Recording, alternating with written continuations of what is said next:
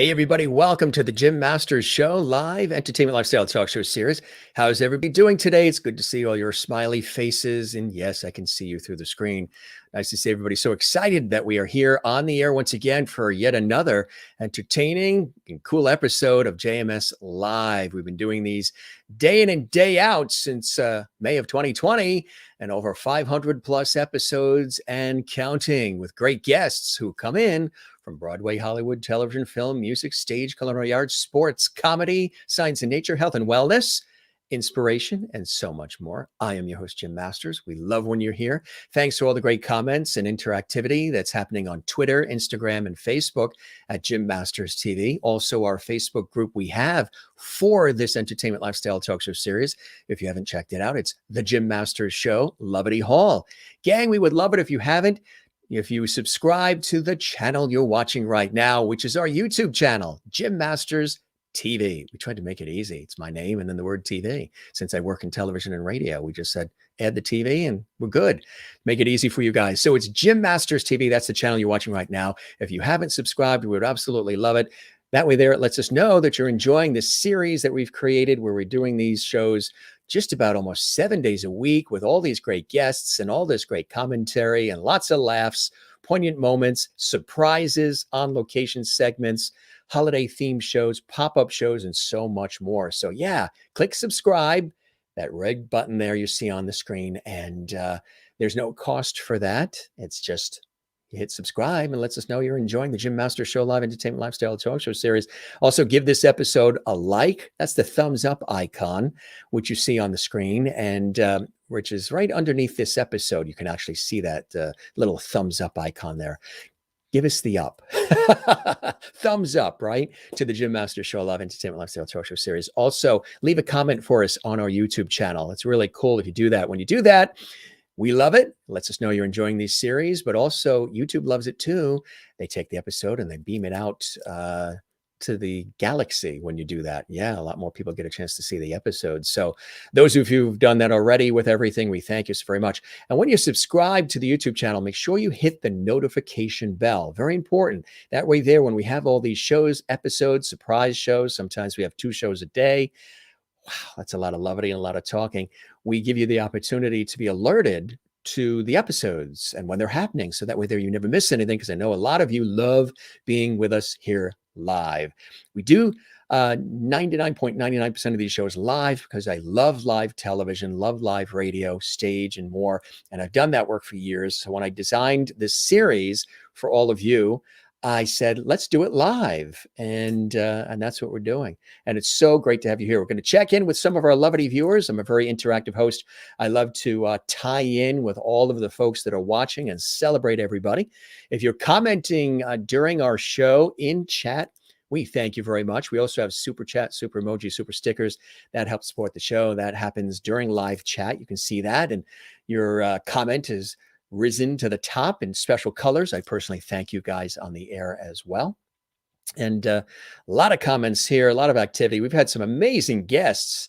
We've got some amazing guests coming up as well. And we have a terrific guest tonight. Tony-nominated Peter Link is with us. Yes, music producer and stage director, lyricist, composer, actor extraordinaire. We've got some great music for you as well. And he was in one of my, if not favorite movies of all time, the original Out of Towners with Jack Lemmon and Sandy Dennis. You've heard me mention that show with some of our guests often. Yes. And he punched Jack Lemmon in the stomach. And I have him on my show tonight. How'd that happen? I love Jack Lemmon, one of my favorite actors of all time. We'll talk about that. He was also Tom Hughes in As the World Turns, and lots of productions as an actor, but he's also a prolific music producer and involved in theater and in music extraordinarily. Peter Link, a legend in the industry. But first, let's check in with some of the fabulous viewers who are legends in their own time, our lovely squad here on the Jim Masters Show Live. We have Jane watching from Sweden. Jane's excited. She's retired. She doesn't have to work at the airport in Sweden anymore, and she gets to stay up as late as she wants because it is late in Sweden right now. It's amazing when you look at these shows from night to night, how my hair changes every single night. Now it looks like I grew all of this hair overnight, doesn't it? It's quite amazing, I tell you. Uh, Hello, everyone, and Jim from Jane and Swin. Good to see you there, Jane. Glad you're doing well. She welcomes Peter to the show. I already let him know about the levity that we have here on our show, and he's into it. Linda Odell is watching in St. Augustine, Florida. Good evening, Mr. Levity. Good evening, Levities. I love this time of the year. You know why? Because we can break out all the sweaters and the turtlenecks and everything. It's fall right now, and it's 43 degrees and clear skies outside at the time of the show. So it is sweater weather. Good to see you there in warm and sunny Florida. We'll be heading down there for the holidays with family, and we love that. More levities coming in here as well. Dawn says hi. Good to see you, Dawn. Welcome to the Jim Masters Show live Entertainment Lifestyle Talk Show series. And let's see, we also have, who else is here? Everybody's saying hello to each other. Kathy Short is here from Cleveland. She says, good evening, Jim and Lovities. So nice to see everyone here tonight. Kathy is watching in Cleveland, Ohio, as always. Merlin is watching in Ontario, Canada. These are our faithful, daily Lovity squad. And then there's a lot of other people watching who don't comment, but these are the folks that are here religiously. They love the show. If I'm not on for any reason, for a family event, or I get called away on a TV shoot, they go into withdrawal. I do too. So we try to be here all the time for you guys. She's in Ontario, Canada. She says, good evening, Jim, and all Lovities. We love that as well. Good stuff. And hopefully we're not missing anybody. I just see all these great comments that are flowing through here. Again, we love to acknowledge the fantastic viewers who watch. Mary Bishop says, hi, Jim and Lovity friends. Good to see you as well. And we're scrolling through the ones that say hello and welcome. So we're looking for those. You guys are all talking to each other. This one feels good. This one has a sniffle. This one's child's getting married. This one bought new furniture. You guys. Screen Queen Army is here. He is watching from Ireland. Good to see you as well. Eric Johansson is here. You drove in snow. It snowed already in Vermont. Well, it's 43 degrees. We're here in the New York area, New York, New Jersey, Connecticut. We are on the southern New England coast between New York and Boston, and it is getting close enough to snow. Not yet, but you had some snow there in Vermont. Are you a skier, Eric? You're going to be doing some skiing soon? Lisa Rodrigo says, welcome, Peter, and hi, Lovities. Lisa is here as well. Good to see you, Lisa. We welcome you to the Jim Masters Show live as well. Jane says, your hair is great. Thank you very much. I appreciate that. She's in Sweden. And Kathleen Walker says, love your sweater. Thank you very much. It's nice and comfy. I'm a sweater guy. I love this time of the year. Christine Clifton says, Lovities. She's watching in North Carolina. Good to see you as well, Christine. Awesome to have you here. She also says, greetings, Jim and Lovity friends. Welcome, Peter, to the show tonight. Thank you very much. We appreciate that. Linda Odell says, looking mighty handsome as always, Jim. Thank you very much, Linda. Can we print that one out? Is there a way to print these? We haven't figured out a way to print these comments out. And Chris in Northern Ireland says, hi, Jim and Lovities. Hope your week has been good so far. Absolutely. Very, very busy time of the year for us. Hi, Jim and Lovities from Alessandra, watching in North Carolina, USA. Thank you very much for the greeting there as well. And everybody who's watching from all around the world. Yes, we love this. Kathleen Walker is watching in New York City. She says, hey, Jim. Hi, everyone. Hope you are all well. We sure are. Nice to see you as well, Kathleen, as always. Maureen is watching from Arizona, and her daughter's getting married in a matter of days, which is really a busy time for her. So we thank her for being here. She's a real true Lovity. She's always here. Good evening, Mr. Lovity. Hope you had a beautiful Wednesday. We sure did. A busy one, too. Always busy. And probably, I don't know. We're busy, but you are super busy with that big wedding coming up in a couple of days. So, bless your beautiful daughter and all that is happening. Merlin in Ontario says, welcome, Peter, to Lovity Hall. You're now a Lovity. I told him what it's all about, and he loves this. And your high is 45 degrees, low 39 in North Carolina. Too early to be this cold there already. Yeah, I know. Just jumping from summer straight into winter. Don't forget the clocks go back an hour late Saturday night, of course, early Sunday morning. And Linda says that Peter's now part of the Loverty Squad. Absolutely. Absolutely. Good stuff, gang. Keep the comments coming in. We'll check into them as we flow along here. Eric says, I'm a singer and not a skier. So he's a singer. Excellent. We love that. We love that. Good stuff. And yeah, good stuff. Thanks for all these great comments coming in here, gang. You guys are the best. Peter Link as well, extraordinary. Let me tell you just a little bit about his amazing background. Composer. He has won the New York Drama Desk Award for his work in Salvation, out of which came his first gold record, If You Let Me Make Love to You, Then Why Can't I Touch You, which sold over 2 million records. He's a 2-time Tony nominee, both for his musical score of Joseph Papp's Much Ado About Nothing and for his score for Neil Simon's The Good Doctor. His musical content, The River, swept the Off-Broadway Tour Awards as not only Best Musical, but also won for Best Director and Best Composer Lyricist. He's also served as composer in residence at the New York Shakespeare Festival for several years, where he wrote the scores for over 40 shows. That's right. As Broadway credits include Ulysses in Nighttown, starring Zero Mostel, and so much more. The Mighty Gents, too, starring Morgan Freeman, and King of Hearts, too. So much incredible music, so much talent. He has been the most instrumental in directing the career of Jenny Burton and composing and producing and directing the Jenny Burton Experience, this pop inspirational R&B act that performed to sold-out audience for 7 years weekly at New York City's Cabaret Don't Tell Mama. And the group has swept all the major cabaret awards, too. Best Vocal Group, Backstage Bistro Awards, Critic Choice Awards, the MAC Award, and so much more. Now, again, as a composer, lyricist, record producer, orchestrator, he is CEO and creative director of Watchfire Music, which is an inspirational record label. And they have their online store as well, dedicated to a great majority of his time and creativity to the development of inspirational genre of music. And this beautiful inspirational genre is so needed these days. He's also an artist with the company and has a number of CDs to his credit. We're going to hear that, some of that as well. And again, a prolific actor over the years too. As I mentioned, movies, television. He's done a lot, and he still does, and he's coming to us from his studio. We're so excited to have him here. Join me in welcoming our special guest to the Jim Master Show Live, Peter Link. Peter, welcome to the show. It's good to have you here, my friend. Nice to be here. Nice to be alive. Yes. I love Nice your to be location. It's nice to be live and alive. Right. I love your location. It looks like you're in Cape Canaveral, and you're heading up NASA or Jeff Bezos going to space or something. Are you in mission control there?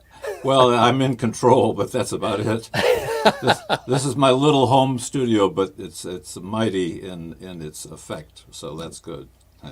So you're talking about it's so good to be alive and live, and I concur. I agree 110%. Second out of motion, my friend. It's been a crazy time when everything sort of came to a stop back in March 2020.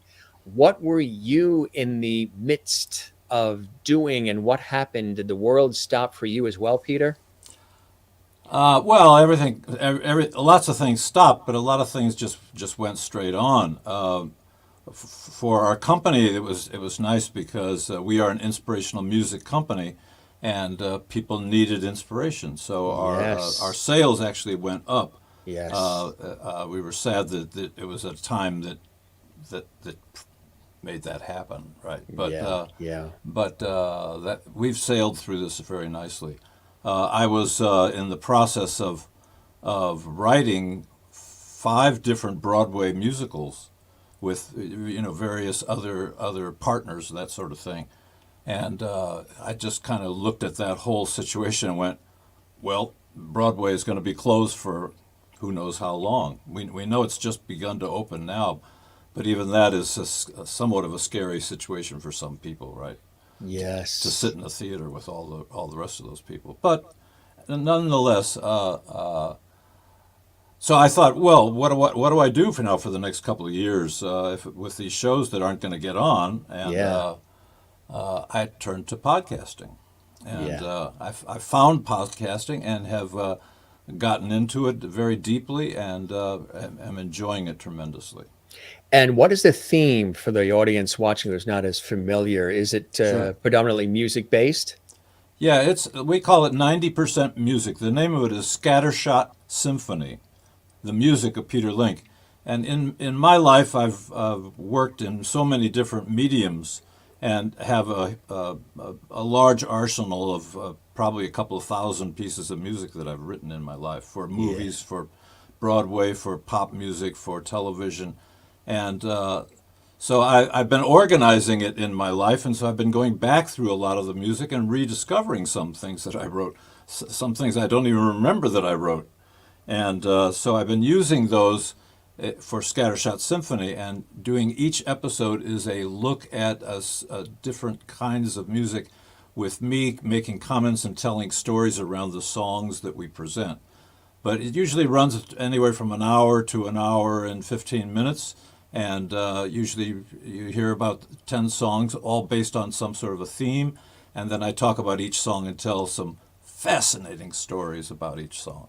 I love that. Yeah. You know, it's so true that during this time, people have been craving the arts, craving music, nostalgic TV shows, old movies, things from their childhood, things that make them Yes. feel good. And I've been telling people ever since we started this show, so you did that as an extension of your work, and I started this series as an extension of my work in television and radio, just felt there was a need, and I've always wanted to do it.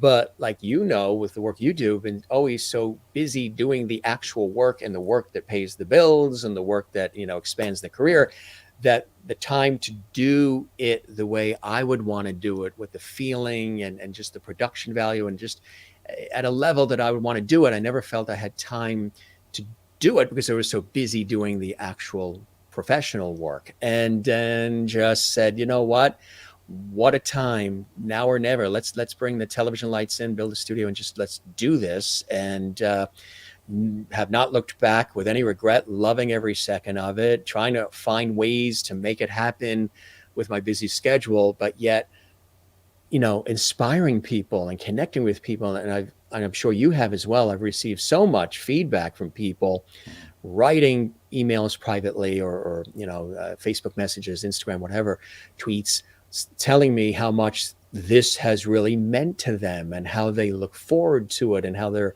entertained by it, but just on a deep level, opening up about their lives and how it really has touched them. And I imagine for you as well, you get that same kind of feedback, which is absolutely the icing on the cake of doing all these things, right? Yeah, yeah, yeah. And you know, the interesting thing about podcasts is that I remember when I was a kid, I used to sit around with my older brother and listen to the Shadow Knows and Superman on the radio, right? Yeah. And I can remember closing my eyes as a very young boy and just being there in that experience. Yes. So really, what podcasting is today is radio reimagined, right? And much better than radio, because radio happened once on a Saturday night at 8 o'clock, and that was it. Now with podcasting, it'll go on for the next 50 to 100 years, perhaps, if we all are still here. Right. Well, of course, they'll have a pill or something for that. I think they're working on that now. I hope so. A chip, Yeah. we swallow a chip or something. So the great thing is that in today's world, it costs somewhere around $100 million to put up a Broadway musical. That's just Yeah. out of reach for most Isn't that people. unbelievable? Right. Yeah. And what's interesting is that we are developing now podcast musicals and miniseries that we're going to do, and our first one opens up in the spring of 2022. Yeah, and I know the days go by fast, don't they? yes, they do. Yeah, the years go by fast. Yeah. And what's great about it is when you do a musical podcast, you don't have to pay for the costumes or the lights or the stage or the set. You just pay the actors, and you can even record them today from home. So it's a much less expensive situation. Yes, And right. it's something that I think people will really get into, just sitting down, closing their eyes, and being there in the experience of a musical. So You're talking about people getting into things. Let's talk a little. Let's go back in time for Peter Link. How did you get into the arts and into entertainment and all of this work of acting and music and so much more? Tell us about the early inspirations for you, pointing you in the direction of this work, Peter.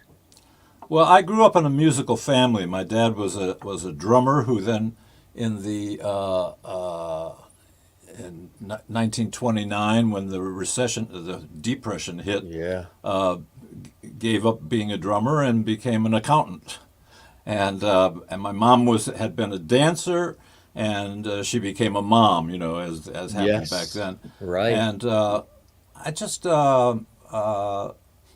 was always surrounded by music in my life. I started playing the drums at the age of 6, and so I grew up a drummer. And I got into high school, college, and played drums in a rock band. I also learned to play the guitar, and we had a folk group, and I was director of the college choir, and just loved music so much. And my senior year in college, for an extracurricular activity, I decided to try and direct a production of Carousel. I'd never seen a Broadway show in my life, but I directed this production of Carousel in my college, which was a tremendous success, and I just loved doing it. It was just a great, great experience. I remember one night standing. I was the only one left at 3 o'clock in the morning. I was painting one of the sets. Right, I was the director of it. Right, painting the set, and I stopped and I thought, I really am enjoying even this. Maybe this is what I should do in life. Right. Right. So I came to New York, and a wise woman said, you should come to New York, and you should go to the neighborhood Playhouse School of the Theater, so that you can learn how to act, so that when you direct, you know how to direct actors. So that was probably one of the best decisions I ever made in my life. I came to New York. I got into the neighborhood Playhouse School of the Theater. I had the great fortune to study with Sanford Meisner, who's one of the fathers of American acting, and I studied with him for 3 years. And when I got out of the neighborhood playhouse, I was the right type at the right time, and it just hit for me. That summer I did 15 national network commercials as an actor. Do you remember some of them? What they were for, the products? Oh gosh, that's a long time ago. No, I don't. But that was a nice experience, and it just gave me chops. I also auditioned for and got into the soap opera As the World Turns, which I've learned to call As the Stomach Turns. Tom Hughes. Yes, Tommy Hughes. Hughes. Yeah. And while I was doing that show, I wrote a show called Salvation and directed it down at the Village Gate in New York. Oh, that's me as an actor. There you are, as Tom Hughes on As the World Turns. That's right, yeah. What was that experience like? I mean, obviously, we've had several soap opera actors on the show of late, and when you play a character on a soap opera, the fan base is so loyal. They know every move, every inch of everything about it, and because these shows are on, they've been iconic and on for 30 plus years or what have you. What was it like for you when you got cast as Tom Hughes on As the World Turns? And when was this photo snapped? Well, I was probably in my mid-20s then. And it was nice playing Tom Hughes because he was a bad kid. You always like to play bad guys rather than good guys, right? It was live. The show was live. Yes, they did it live then. That was always interesting. I was a little nearsighted, and so it was hard for me to read the cue cards, the prompters, right? Oh, the prompters, yeah. And so I had to really memorize everything really well, and that was an interesting exercise, because while I was doing Tom Hughes, I was directing Salvation that I wrote with my partner named C.C. Courtney at the time, and we opened at the Village Gate. And we moonlighted because we used about 6 or 7 other actors, musical actors from various shows. So they would finish their Broadway show and we'd send a limousine, and there we'd bring everybody down to the village gate, and we would do Salvation at 11 o'clock at night. Well, it ran for a couple of weeks. We didn't get a very big audience, but one night a second string critic from the New York Times came in and gave it a rave review, and the next morning we had a hit show. Wow. And the audiences just poured in, and so much that we had to move it uptown. And while I was down there one night, I was directing, and one of the actors was not there because he was not feeling well. So I stepped in. This was not in front of an audience. I just stepped in and sang his role. Well, it turns out the stage manager for Hair was there, and he came up to me afterwards, and he said, "You should audition for Hair on Broadway." This is when Hair was the biggest thing in the world. Absolutely right. Yes. And so I auditioned for Hair, and I got the leading part, and took over for one of the two guys who wrote Hair when he moved out to L.A. to do the L.A. production. So I did Hair with Diane Keaton. There, me doing. This is on the Ed Sullivan show. Oh, you got on Ed Sullivan too, yeah. Yes, yeah. And a very good shoe. A very good shoe. A very good shoe. Yes. What was that like, and what was he like? He was just as you would expect. Yeah, yeah. Ed Sullivan was a brilliant man, and on television he was a stiff, and so people laughed at him, but they loved him because he was he was unfazed, or he was just not what the normal guy. He was wasn't like, "Hey, welcome." It was that's right. Just, right. He was just a stiff, but he had the hottest show on television for many years. Yeah. Many years. Yeah. That's incredible, huh? Yeah. And that's Melba Moore to the left of me, and Heather McRae to the right, and Ronnie Dyson, who also was in Hair at the time, and Ronnie was a wonderful singer, and ended up singing a song of mine from Salvation on Columbia Records, and sold 2 million records. Is that not amazing? So that was an amazing time for me to both be in Hair. I was in Hair at night and doing the soap during the day. That was too much. That was too much. That is incredible. Yeah. Yeah. It was just too much. But I was young, I had all this energy, but Hair by night, soap by day. Yeah, and on a Wednesday with a matinee, that was tough. That was really tough. So who worked around what? Like, did the producers of the soap opera work around the schedule for Hair? Did Hair work around the soap opera, or how were you able to manage it all? Well, they were tough on me. They said, no, we're not gonna step aside for Hair. Now, Hair was the biggest thing in the world at the time. I mean, it was hugely popular. In fact, they would just they cordon off 47th Street at the Biltmore Theater every night and put the Klieg lights in, and the streets would fill with teenage girls just waiting for the Hair cast to come out. And across the street, Dustin Hoffman, who had just done The Graduate, was doing Jimmy Shine across the street. So between Dustin Hoffman and the Hair cast, that street was wild at night. Wow. Which leads me to an interesting story. I have to tell you about Fame. This is my favorite story about Fame. Because I was doing the soap opera, I was in a lot of teenage magazines and that sort of thing. Sure, yeah. This was my, let's call it the 15 minutes of Fame. Yeah. And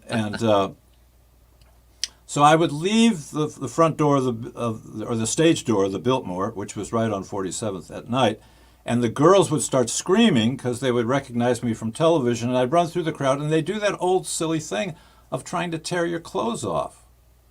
And I would think, this is so stupid. If I just stood there and let them, they wouldn't do it, right? And so they would chase me down the street to the barriers, and I, like a football player, I'd run through the crowd, and I would get down to 8th Avenue, and I would turn right, and I would walk a quarter of a block uptown and stop and wait for the bus. Because the girls wouldn't go any further than 47th Street because that was where the action was. But I would walk a quarter of a block away and stand and wait for the bus. And that, to me, that was my lesson in fame. That right? was the On 47th Street, I was famous. A half a block later, I was you were good just a to guy waiting for the just bus. waiting for the bus. Yeah, yeah. That's it. That was fleeting, literally. Fleeting, Oh my fleeting God. fame. Yes, right. But I mean, to be, at that age, to be, on Broadway and to be on television simultaneously is something that people only dream about. Did you have any time to sort of step back and say, wow, this is incredible what's going on with all the demands and all the work, of course, or were you just so busy with it all, you didn't have time to even realize the monumental nature of what was happening to you and your career at the time? Music, television, Yeah. stage. You said it. It was beyond me. It Yeah, was just what I did, and right. What you love doing. Yeah. it was interesting that for various reasons I left the soap opera. Actually, to tell you the truth, my hair got so long because I was in hair that the people in the soap opera, the producers said, "Well, you have to cut your hair now," because that was back in the day when long hair was almost bad. Right. Right, You right, wouldn't get a job with your hair today, right? right. But the cast of hair, they were out there. So and I said, I'm not going to cut my hair, and they said, okay, we're going to let you go then. And I said, that's fine. I've done this for a couple of years. That's enough for the soap opera. Yeah, yeah. And so then, as it turned out, I decided to leave hair because Salvation became this hit. And the producers asked me to step in and write a leading role in Salvation for myself.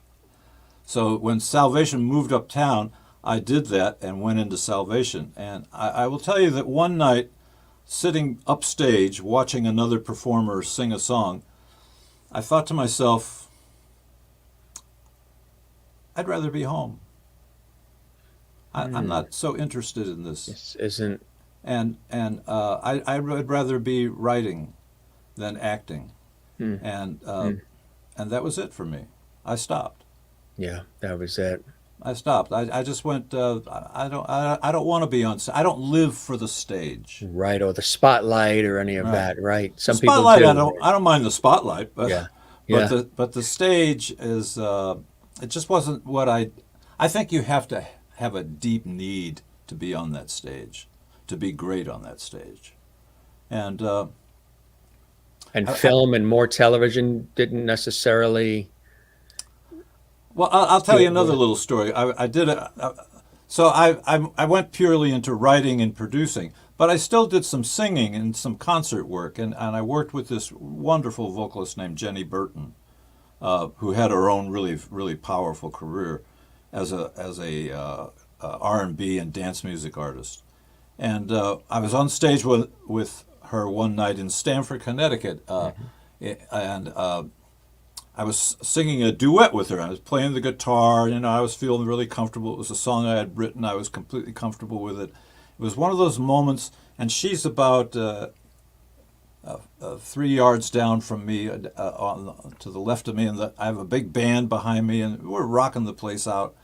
And it was one of those moments when the lights kind of clear up and you can actually see the audience, right? And I looked into the audience, and the whole audience was all looking at her.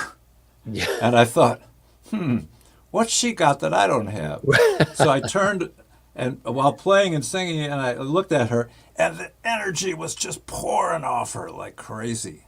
And I thought, yeah, that's what she's got that I don't have. And that was my second moment where I went, stop. Yeah. And so I stopped, and I've been happy doing that. I like working, call it backstage. I like directing. I love writing for it. So even though I had a nice success as an actor, it's not for me. Though you did throw a mean punch at one of my favorite actors of all time, Jack Lemmon. The Outer Towners, one of the great Neil Simon movies, one of my favorites of all time. And there you are, Yeah. after having punched Jack No, Lemmon. actually The other before. guy did. Oh, this is just before. Oh, so Before. there I'm he's standing in the back. explaining. That's me in the back, You're the standing back, back. right? And Yeah. they're trying to explain that they're looking for her wedding ring that fell off because Yeah. she Yeah. lost weight because they don't have any food and they're in Central Park when they were lost. And this is just before the punch, huh? Yeah, so it came Yeah. time to shoot the punch, and so I faked the punch, of course, and Jack looked at me and says, "Come on, kid, hit me. Just really hit me." Oh, he I really said, wanted you to hit him. "Really? You really Yeah. want me to hit you?" And he says, "Yeah, I'm strong. You feel my gut here, right?" And so I kind of Yeah.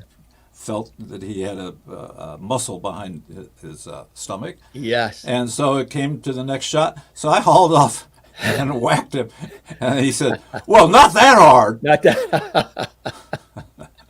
And then Sandy Dennis said, George, what was it like working with, you have Neil Simon, you have Jack Lemmon, Sandy Dennis, and the cast of people, and Mirror was in that. I mean, so many people. It was so Yeah. well written and so Yeah. beautifully done. I know they did the remake, but the original Uh, is still the best. What was that like for you? I mean, there was an epic opportunity. There you were on the big screen in the movie theaters.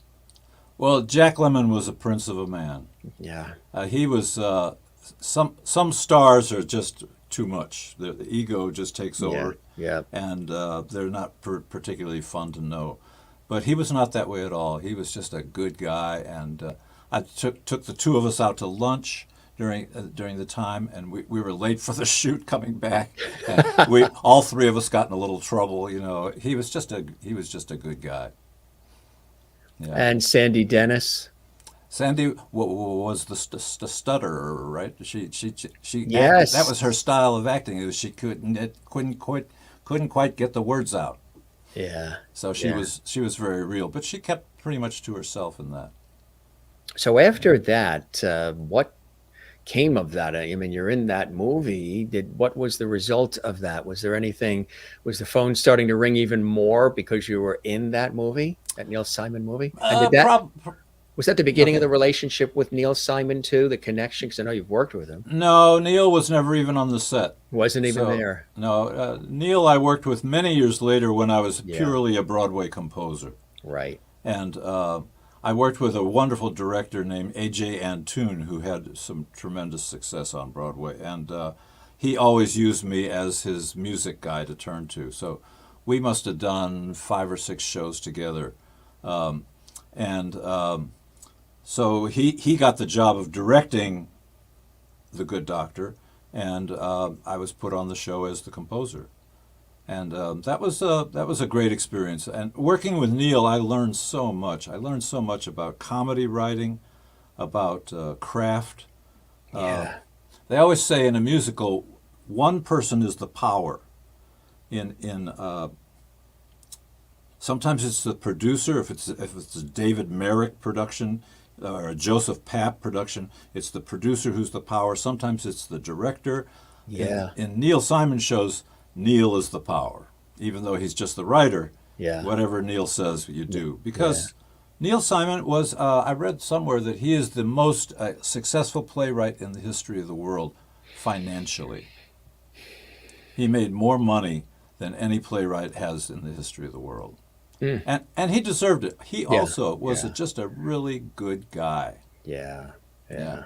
The Odd Couple. I mean, just think of he was able to catch a certain sensibility about the human condition. Like he was able to really capture people and some of the idiosyncrasies and the neuroses and just the different things that people can relate to. So many people can relate to these characters in these movies and some plays and so much more because he just had this understanding of the human condition and the plight and the struggles and the ups and downs, triumphs, tragedies, all of it, huh?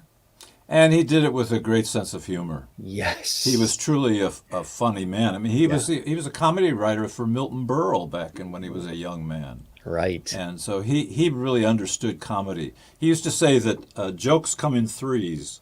The first one gets a little laugh, and then you do it again. This is in a show.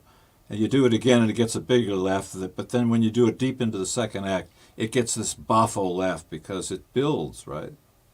I always thought that was an interesting approach to telling a joke, right? Exactly. Builds up to the crescendo. Yeah. Yeah.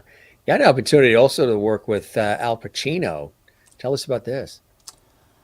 Well, Sandy Meisner we talked about, and you know that Sandy Meisner and Lee Strasberg were the two fathers of American method acting. Right. Stella Adler was also a tremendous actress at that time, and they were all part of the group theater. And the group theater in the 40s was where all the heavyweight actors, Elia Kazan, John Garfield, they were all in the group theater. And Stella Adler went to Russia and studied with Stanislavski, the Russian method of acting, and brought that method back to the group theater and taught Sandy Meisner and Lee Strasberg the Russian method of acting, which became the American method of acting. And Lee Strasberg became the teacher of the stars, and Sandy Meisner became the teacher of everyone else who wanted to learn American method acting, and was the head of the Neighborhood Playhouse School of the Theater in New York. So that all said, I was very close to Sandy Meisner and loved him. I mean, he was the most influential teacher I ever had in my life. He helped me more as a composer than as an actor, because I learned through him how to get in touch with my inner being and my I guess my artistic self, the center of me, and how to bring that out into whatever music it is. I've always said if you were a sculptor, a couple of years at the Neighborhood Playhouse could help you.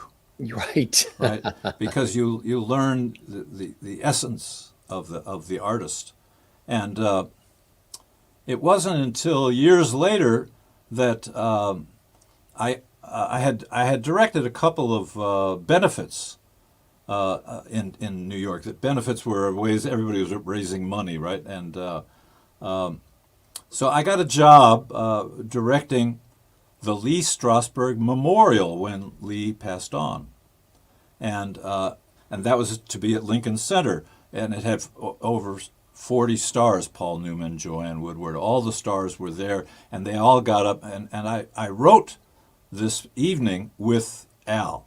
And Al was another person who's just a regular guy. It's just like he came directly out of Queens. Right. Right? And I have a fun story there, too. Al only liked to write when he was driving in his car, and he had a big old SUV. And so he said one night, he said, "Come on, let's go out and let's write this scene here that we're going to do in the park." I said, "Well, the park is closed. You know, in the summer they would cordon off the park, and they wouldn't let people in because there had been some problems in the park." And so we drove. He says, "It's all right. We'll just get through the barricades." So we drove up, and there are barricades. You can't get into the park, right, as a driver. And he said, "Just get out and move the barricades." I said, "What do you mean? I'm not going to get out and move the barricades. We're not allowed." He says, "Just get out and move the barricades."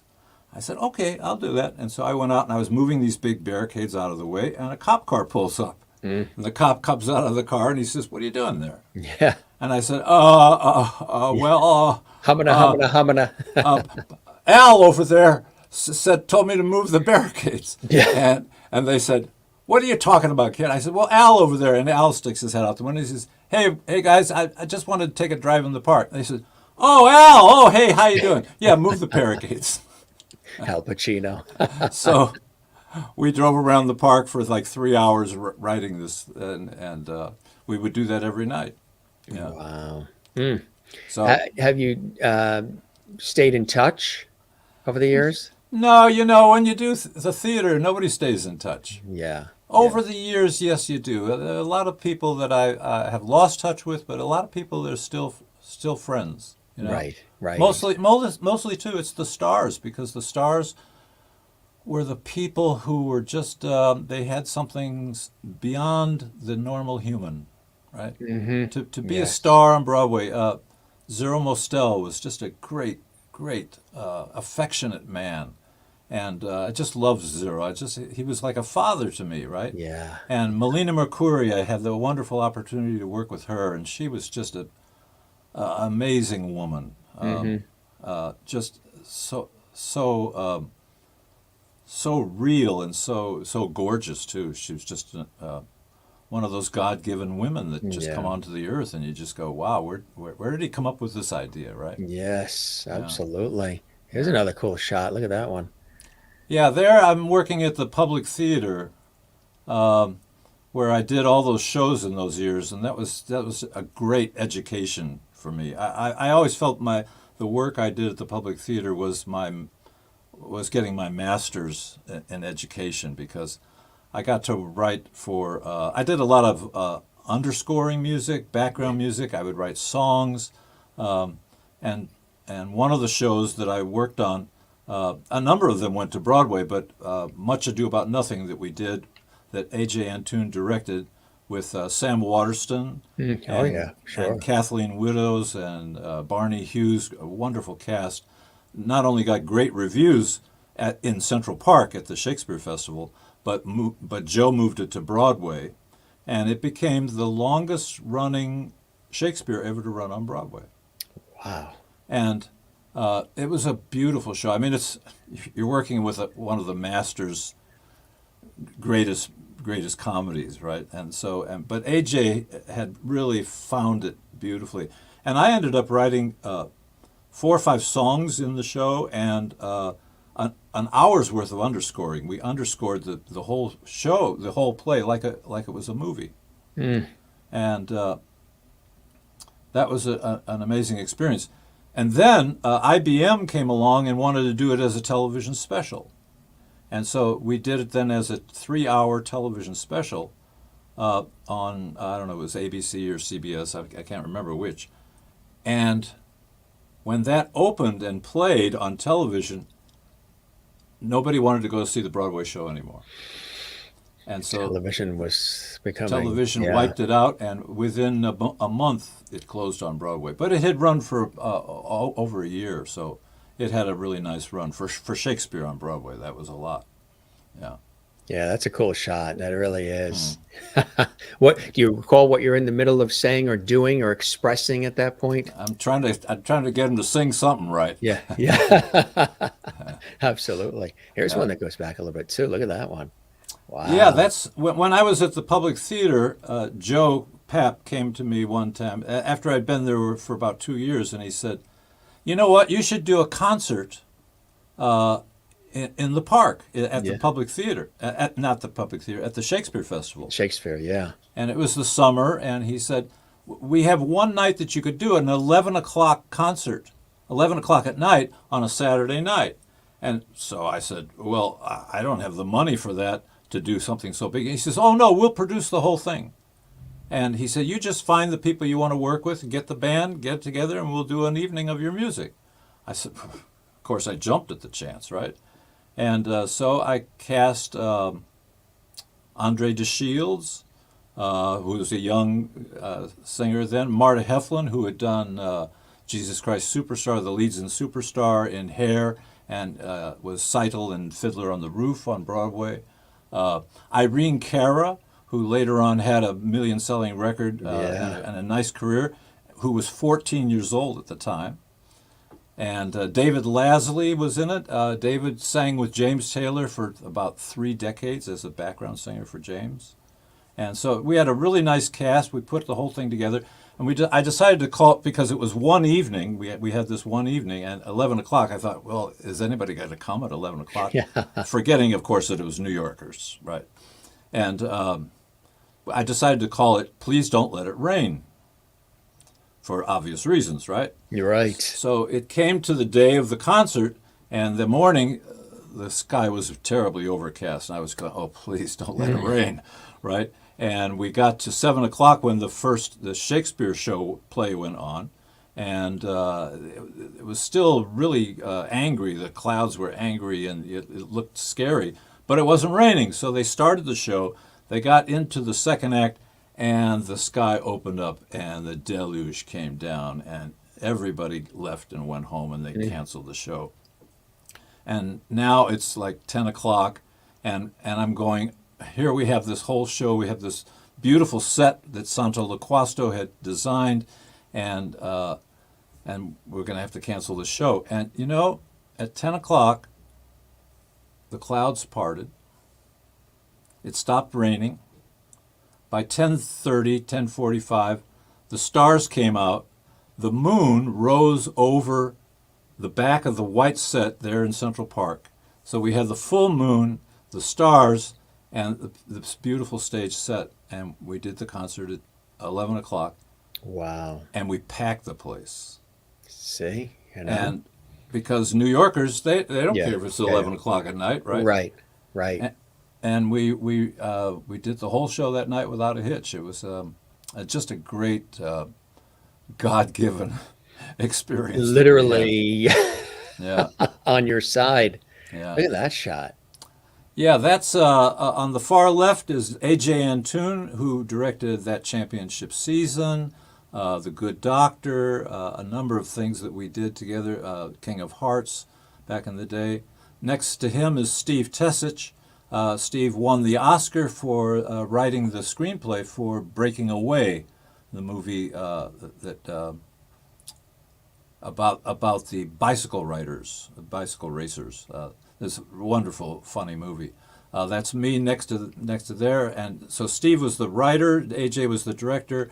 This is a rehearsal of King of Hearts that was on Broadway. That's me there, and next to me is Miguel Gadreau, who was the choreographer, who was one of the lead dancers of the Avonale ballet.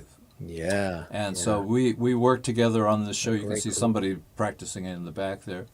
And I always love that picture because we were four good buddies. Mm. Yeah. That's a great shot. Absolutely. Here's another one. Melina Mercouri. Whew. She was something. Just a beautiful lady. So is that the hair that As the World Turns wanted you to cut? Yeah. Look great. Yeah, well, those were the good old days. I wouldn't right? have cut it either, right? Yeah. Stay in hair. Yeah. But Melina, the best part of Melina was we did the musical Lysistrata. When I was in London a couple of years before that, I was there with a rock opera of mine called Iphigenia, and we were at the Old Vic, at their experimental theater called the Young Vic, and it was a really interesting time in London. The critics were so different in London because when they criticized, they told you good things that you need to learn about your show. American critics always tend to just tell the plot, Right. and then have their own thinking on this, that, and the other thing. Right. I'm trying to remember.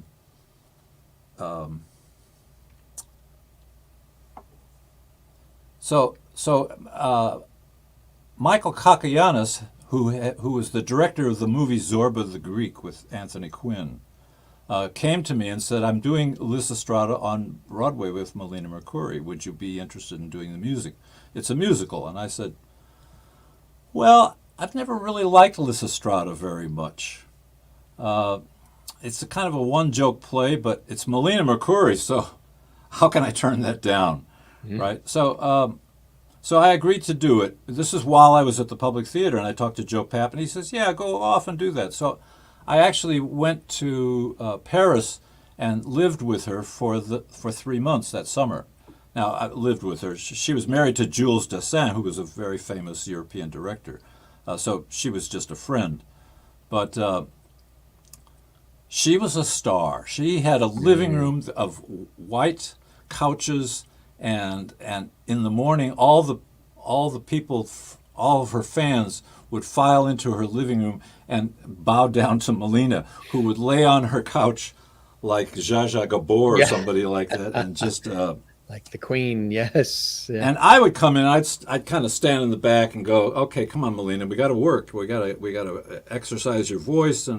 And she would say, "Oh, pizza, pizza, pizza, go away," right? By the end of the summer, I would Wasn't go. Betty Davis? Pizza, pizza, Probably, pizza. yeah. By the end of the summer, I would go kneel down at her and hold her hand and go, "Oh, Melina, please come help us," because she was just that kind of a woman. She was Yeah. a magnanimous character. Yeah. Just loved her. Absolutely. I love this collage of so many different things. Tell us, Yeah. take us through some of it. Some we've seen some of the shots, but there's quite a few others here. Yeah, in this, there's Melina and I, and to the right is me doing some sort of narration. To the right of that is Chieli Minucci. On the left, a fantastic guitarist who had 29 albums on Dave Grusin's GRP label with his group. Oh yeah. Really fabulous. One of the world's great guitarists. Absolutely. Below that is a shot of, on the left, the three of us, Bobby Stanton, who's also another great guitarist who I worked with over the years. In the middle there is not only my wife and partner at Watchfire Music, but by far our biggest selling artist in the world. Her name is Julia Wade, and she's just a phenomenal talent and has a worldwide following. We're working now on her 15th album. Wow. Yeah. And for those that aren't familiar, what's the genre? What can they look for? Julia is an inspirational singer who's opening her style of music to a wider audience. We define inspirational as it can be religious or it can be spiritual of nature, but it also can be, if I write a song that says, "I woke up this morning, I feel good," that's an inspirational song. So it's positive value, inspirational music, really. Yeah. Which is terrific. Yeah. So that's been that's a labor of love, that project, working with her, huh? Yeah, it is a labor of love, that's for sure. Yeah. That's fantastic. That is really great. And were there more people in that incredible collage that you wanted to? I'd have to see it again. So if you put it up, there you go. Down on the bottom, the four people there is I'm on the left, Julia's in the center, and that's my son Dustin, the tall one in the middle.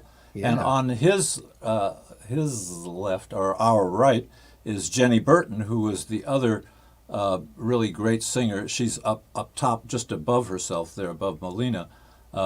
She has had several gold records on Atlantic Records, and has been a singer that I've worked with for over 30 years now.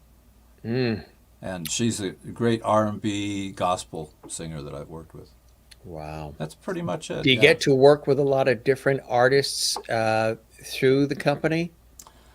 Yeah, I am an eclectic composer. I've written for Broadway, I've written for films, I've written for television. I did children's television, Sesame Street, Tell us Big about Blue that. Marble. Yeah, oh yeah, Big Blue Marble. I just mentioned Big Blue Marble the other night because we were talking with a guest about pen pals, and I remember Big Blue Marble used to end at the end because, of course, that was on PBS for years.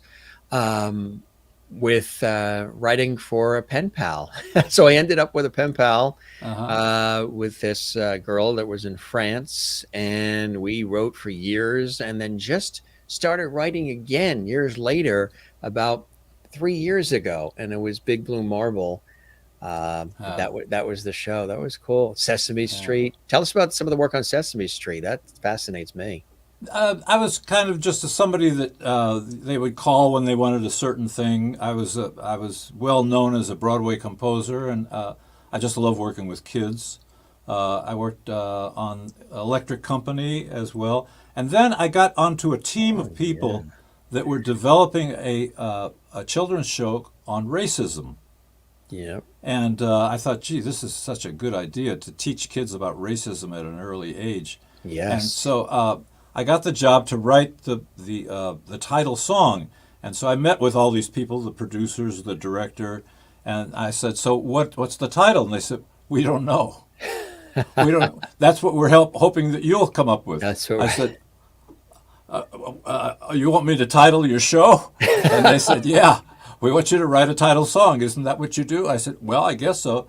So they told me all about it, and so I went home and sat and started a piece of paper and started writing titles down, right? Yeah. Possibilities. I must have had 30, 40 titles and looked over them all, and there was one title that just kept striking me that it was right, and it was the title Vegetable Soup. Oh, yes. And because I thought I had this line come into my mind, it takes all kinds of vegetables to make a vegetable soup. Yes, right. So I took it then to the director. I gave them the paper with the 40 titles on it, and I said, pick out your favorite title. She went through it and she said, Vegetable Soup. I said, good, that's my favorite too. So we took it to the whole gang, right? There's about 5 people, right? And they all went up, and they all came up with Vegetable Soup. So obviously that was the right title. That is cool. So I ended up writing the title song, and then I wrote all the incidental music for the piece too. That's incredible. And that is actually still running on certain channels. Oh, absolutely. After all these years, and it needs to run. It really needs to run. You need kids. Everybody needs exposure to that. Absolutely, everybody does. Electric Company, another classic. Morgan Freeman, Rita Moreno, and so. What was it like working on that for public television? Again, most of the time I would just go home. I'd write music and give it to them, and then I'd go home. Sometimes I wouldn't even see it. Right, I would just do it. It was a job, I guess, but I loved it. You mentioned Morgan. It was interesting. I worked with Morgan in his first Broadway show, a show called The Mighty Gents. That was a show about a African American doo-wop group that sings on the street corner in Harlem. And Morgan played a down-and-out, total derelict bum that lived in this back alley, and he was phenomenal. Once a Broadway show is open, you go back and you see it occasionally if you've worked on it, you do, because you want to check your work. But you go back once a week, maybe twice a month, because by the time it opens, the truth is you're sick of it, right? You've done so much work and for maybe 2 or 3 years on it that you don't want to hear those songs again. And with the Mighty Gents, no matter where I would be, I always knew that he would go on and do his monologue at about 8:23 at night. And no matter where I was in New York, I would run by the theater and stand in the wings and watch him. Mm. And nobody knew who he was then. They didn't know. He was just this guy named Morgan Freeman, but he was a phenomenal actor. And also a total gentleman, a beautiful guy to just get to know. And to watch him have the career that he had, it's just such a pleasure for me, because he's the kind of guy, if I saw walking down the street today, he would stop and say, hey, how you doing? You could talk to him, right? Yeah. So he's a special talent, special man, that's for sure. What are some of the projects that you've been working on of late? You mentioned keeping busy during this time of pandemic and all the craziness. What are some of the other projects you've had an opportunity to work on in recent times, Peter? Well, I've become very enamored with podcasts because my situation here in this studio, I have everything I need to do a podcast for next to nothing. And I also believe deeply in getting people to go back to just listening to music.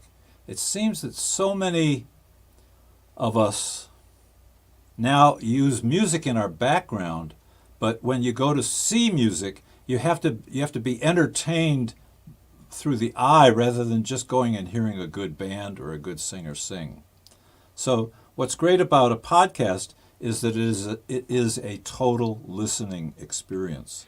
I agree 100% with that. You're so spot on. I've been saying that for such a long time, like with a lot of music today, in order to really, experience it, there has to be all these pyrotechnics and 30 dancers and all of this other stuff, which sometimes again, it really depends on the scenario, but it can almost be a distraction and it pulls you Absolutely. away from the music. And then when you put a record on, or you just listen to music without all the other, it can, then you really feel it, and then you just get the full essence of it, and you hear all the instrumentation and the crescendos and the arrangement, and just, it's a totally different experience sometimes. Yeah. And we have gone away from that. Music is louder and Yes. tinnier, and even some of the instrumentation isn't real instruments, and just the warmth of it, the melody is sort of evaporated.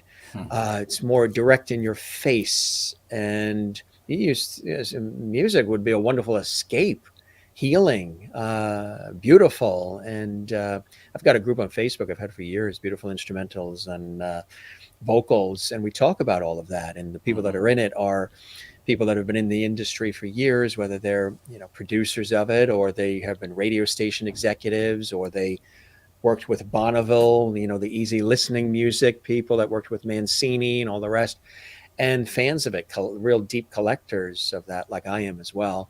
And people are craving this stuff, and there's generations who have never heard it. And then when they hear this music, they're like, that's good stuff. That's good. That makes me feel good. That lowers my blood pressure. I really actually like this. Yeah. But it's the lack of exposure to it. Like with anything, with movies and other things, when people have exposure, then they have the opportunity to see if they like it or not, right? And you believe in giving exposure to all of this. Well, you're right on, and it's nice to hear somebody else talk about it so fluently, because it's something that I have deeply believed in. We've got to get back to just the listening experience, and not expect everything to be going on at the same time. The world moves way too fast, and I keep going back to my sitting at the radio when I was 6 and 7 years old, and listening to the Shadow Knows and listening to Superman, and being totally entertained and totally taken into that experience. So one of the things that we're developing, not only through Scattershot Symphony, is not only the normal episodes that we do, which is to do 10 songs and talk about the songs and bring attention to the stories behind the songs, but we are now planning a 16 episode mini what do you call it on television? Miniseries. Miniseries, thank you. A miniseries that would be as a podcast of a musical. Very nice. What's nice is in a musical, you're supposed to write a first act of about an hour and 15 minutes and a second act of 45 minutes. That's usually what you aim for as a creator. It's what people expect. Well, just like television, you have to write in 23-minute segments, right? Yes, that right. sort of thing. Get it all in, yeah. So you're always forced into this compression that you have to do in this certain amount of time to write what you want to write, and know that it can go on and on forever if you wanted to. Right. Is just such a freeing thing. So we have a script now that's close to 300 pages, and it's probably 16 anywhere between 30 and 40-minute episodes. Very nice. It will open in the spring of 2022. It's called Rosemary in Time. Can I read you the elevator pitch? Absolutely, I yes. should have this memorized, but I just wrote it. Rosemary in Time, as in parsley, sage, rosemary, and thyme, is a podcast mini-series musical. It's a modern-day Christmas story. It takes place in the back country of Skeety, Oklahoma, population 139, about a backcountry girl, soon to be a woman, named Thyme, Thyme. Soon to be the wife of the town's only preacher man, the Reverend Josiah Washburn. It's a miracle tale of mystical proportions. Its music is of the country and the great Southwest and beyond. It is a classical myth. It is the greatest story ever told, brought to life as radio reimagined in 16 episodes. A perfect introduction to the song that we have here, all queued up and ready to go. We want to tell us a little bit about it, Rosemary in Time?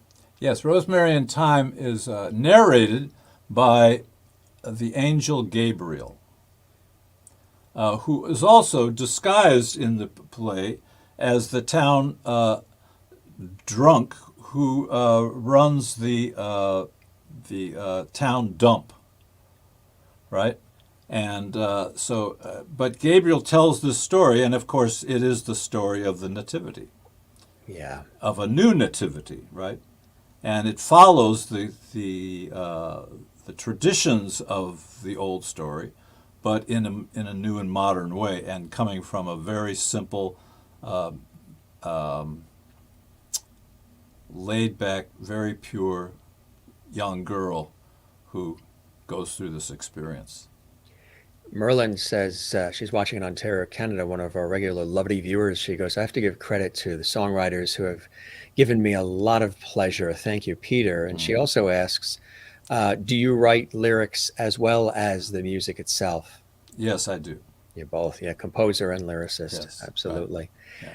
Here is Rosemary in Time. Enjoy, gang. That's going to be something, a special treat. Yeah, this is the title song of the musical. So he's basically setting up the story here. Okay. All right. Enjoy.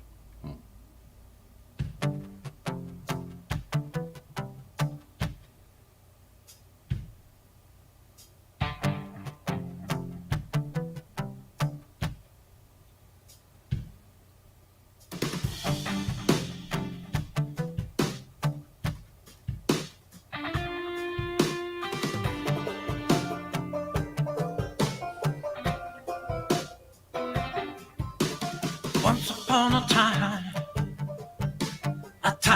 a lot like yesterday, the good Lord took a look at the world and wondered how he could have done better. Once upon a time like maybe tomorrow, the good Lord thought he ought to think twice and start all over again.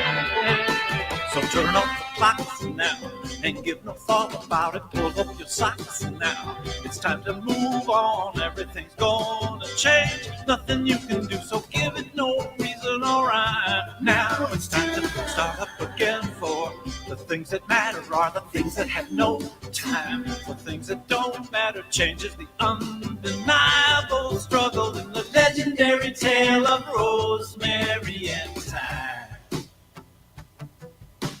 Come on aboard. It's kind of like a traveling show. Come on aboard. Come on aboard. And let me take you back to a shack on the Oklahoma plains.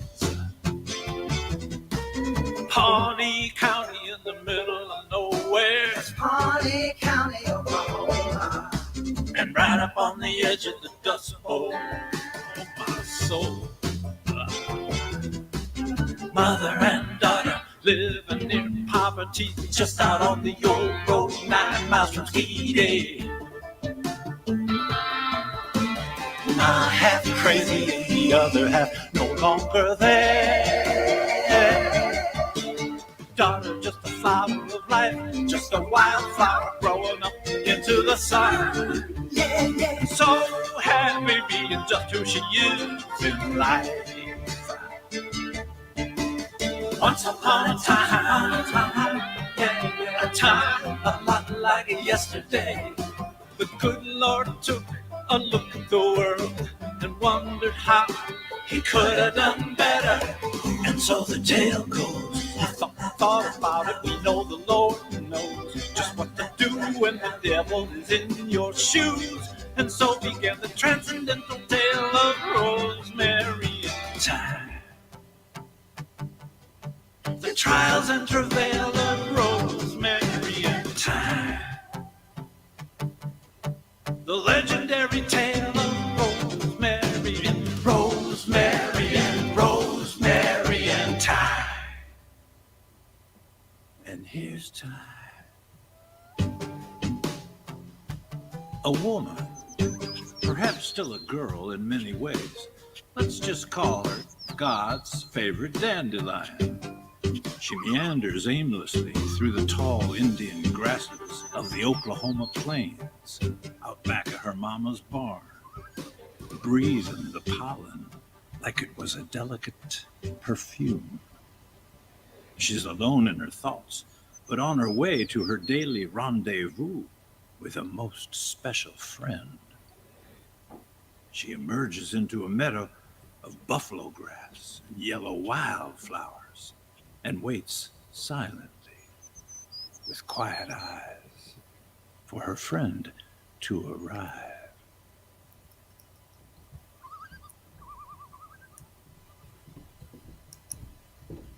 God? Are you there? You got a minute? Really, really cool. That is amazing.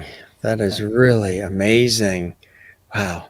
How long did it take, to put that together, working on that, to give people a sense of, from the germ of the idea to the completion?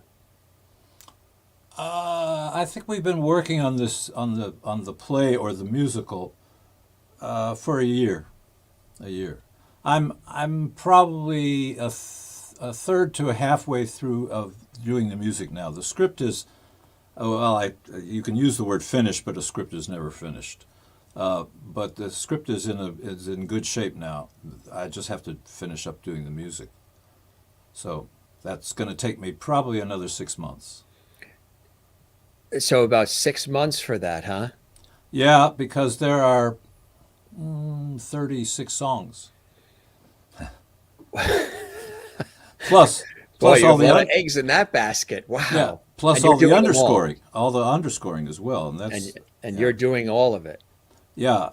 I'm very fortunate to work in just a really great studio that has everything that I need. And what are some of the things that inspire you? Obviously, a lot of what we all do comes from sources of inspiration, things that we live and observe and experience in life, maybe messages that we want to impart with people to help them deal with life or put smiles on their faces or get them to stop and think. And there's been a lot of opportunity for that during this pandemic and everything we've experienced. And I've said multiple times in the show, I'm hoping that we sort of rise out of these ashes more empathetic, kinder, more collaborative, more unified, stopping to, smell the coffee and notice the sun rising and the sunset, listen to music and really let it sweep you off your feet. Take time because life is short, fast, and precious, which we have learned over and over again.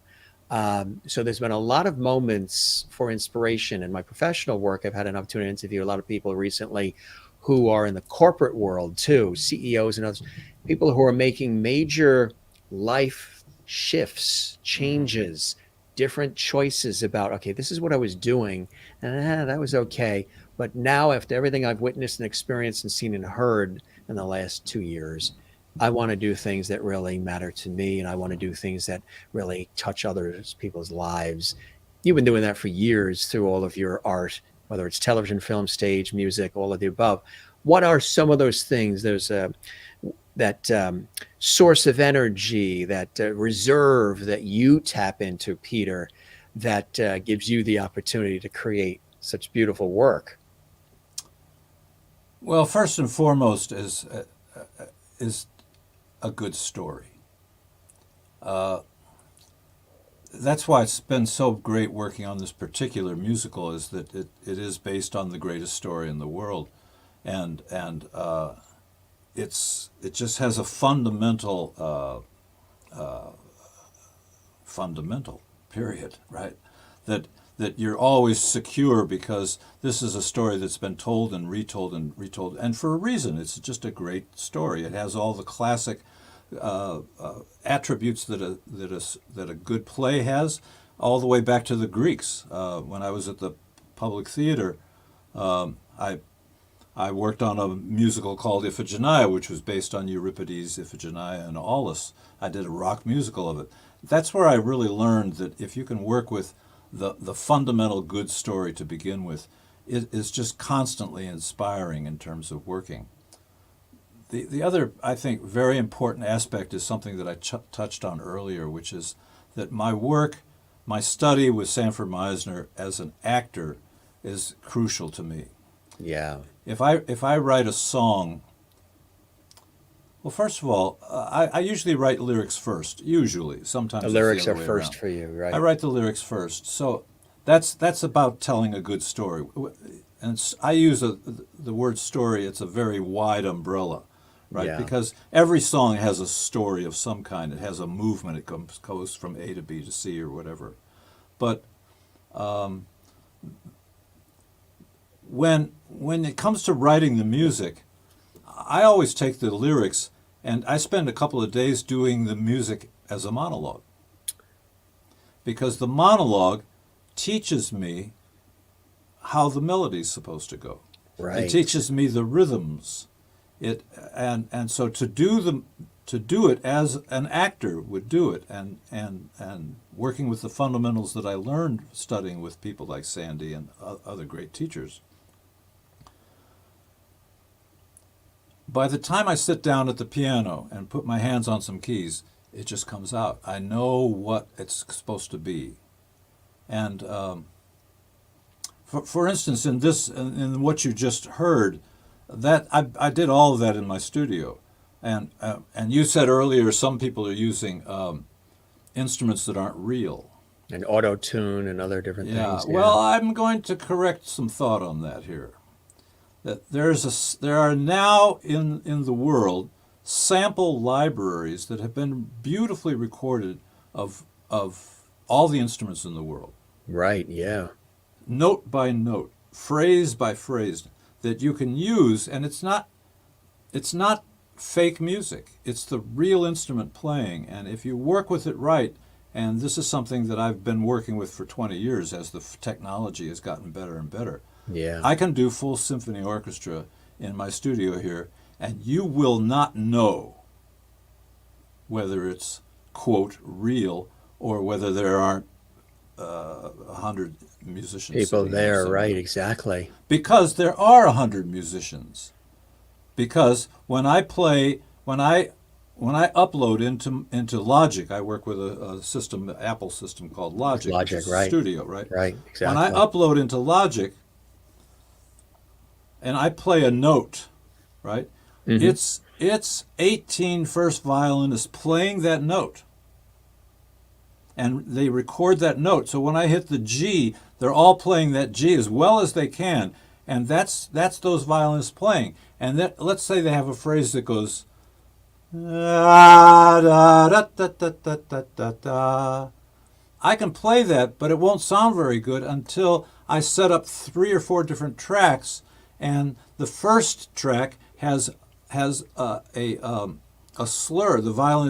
All the violinists are playing a slur. Da. And then on the next track, I go da. That's playing a straight tone. Right. And then da da da da. Those are staccato notes. So I Right. move that down to the next track, and da da da, and it falls off maybe, right? And I can build all that, and that is all those guys, women, playing that song. So How arduous is that? Is that really, what is that process like working with it? And I mean, there's time savings in different areas, is not having to assemble all the musicians and everything, but really working that and to give, the audience an understanding of how that works, having all of that source material and then building something from that. What is that process really like, Peter? well, it's intense. It is not fast. If you do it right, it's not fast.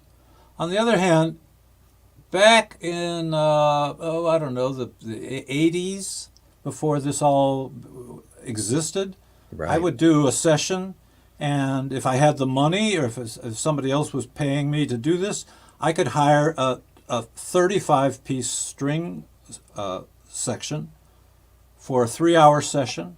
It would cost $25,000. Yes. Right. And would it be on reel to reel and the whole bit? Yeah, you record it, but maybe you'd get a 25,000. song done, and it would cost $25,000. Well, I bought the first thing that came out. It cost me $13,000. The library cost me $13,000. Which, by the way, today the same library sells for $300. Isn't that The amazing? prices have come down, right? Yeah, they've Right? got- They've come way down. Logic used to cost $2,000 to buy Logic. Today it's $200. yeah. So right. anybody can make music today in their home. That's one of the problems with music today, Work is for the that anybody can make musicians music. There's a lot of mediocre music out today. and musicians looking for work, you think, or Well, session You know- musicians and yeah, I do. I feel bad for some musicians, right? On the other hand, they're the ones that charge. They're the ones that push their union to make more money and more money and more money, to the point where you couldn't hire strings, right, anymore. For $25,000, how can you do an album? I used to do albums for Atlantic Records. I would get $150,000 to do 10 songs. That would pay for the studio. That would pay for all the musicians. That would pay the studio time, the arranging, everything up to the mastering process. That was 10 songs. That's $15,000 a song. How can you hire a string section for that? You can't do it. So today you can do it. You can get that sound, but to answer your question, it is a long process, but I don't care. I love doing it. I can sit here for hours. Sometimes I'll be in the studio working. I have no idea what day it is, what time it is. I don't have a window, so it could be any time of day or night. Did you ever work in production music for television shows? You mentioned Sesame Street, some of these other shows, but as far as like the themes to the shows and also jingles, the jingle world, which used to be so big too. Yeah, I did the music for the first Equalizer shows. Oh, you did? Yeah. Mhm. That was you. Yeah. Wow. And so I did a number of things like that. I'm going to sound real stuffy here. I refused to do jingles. Did you ever get involved in that at all? Well, my studio did. I had a did, yeah. recording studio in New York for 23 years called West Tracks Recording Studios, which was a working man's studio. It was a good studio. We had 3 rooms, and I ran it with a staff. I had my own MIDI room, which was mounted on rubber feet, and had lead-lined walls. Even Superman couldn't see in, right? And that was my own place to work. But boy, I completely lost my point. You're talking about you had Thank you. a team of people that worked on jingles, but you yourself didn't necessarily delve into that. It wasn't so bad the jingles. It was the jingle people that People I didn't want to work people with. that wanted to have the jingle, the Yeah. advertising people, and yeah. You got a 30-second commercial, and they're sitting in the studio for 6 hours saying, "I think that should be a B flat," right? And you're going, "What do you know?" And the ad is for a used car dealership. Exactly. Even our studio finally went, "No more jingles." Yeah, that's a whole other Yeah, it's a whole other specialty. world. That's Yeah. funny. We have another selection here that is quite exciting. This one is With My Friends. Tell us about this one, and we'll share it with our audience, Peter. With My Friends was a song I wrote years ago that I used to sing in whatever little act I was in. I tried to put it into 2 or 3 shows, and for some reason, though it was a very popular song, it just never quite fit. It was in King of Hearts for a while. It Yeah. ended up being cut because it didn't move the plot forward enough. It was in another show that I did, and for some reason it didn't work out. Some songs just don't fit, right? Yeah. But this was always a good song. So when it came to doing Rosemary and Thyme, I rewrote some of the lyrics. I rearranged it. I re-recorded it. And this is the version that is sung in the second act. We talked about this as being Rosemary and Thyme. Yeah. And Thyme's husband now, who is Josiah Washburn, is leading this group of people across the country, just like Joseph did in this story, so that Thyme can have a baby in a comfortable spot, and they're beset with odds. They don't have any money. They lose their ride. Their car breaks down, and they end up walking. And there's 6 of them walking together, friends. And it's the low point. And so he sings this song to them with the help of some angels who sing along at times. So he sings about it's a rally round the flags kind of song that Josiah Washburn sings. With My Friends by Peter Link, our very special guest tonight on the Jim Masters Show Live. Enjoy. Now, I gotta just turn it over to you, Lord. I reckon. We're 50 miles from anywhere, and I don't think any of us could even walk 2 of them. Lord, I just love these people.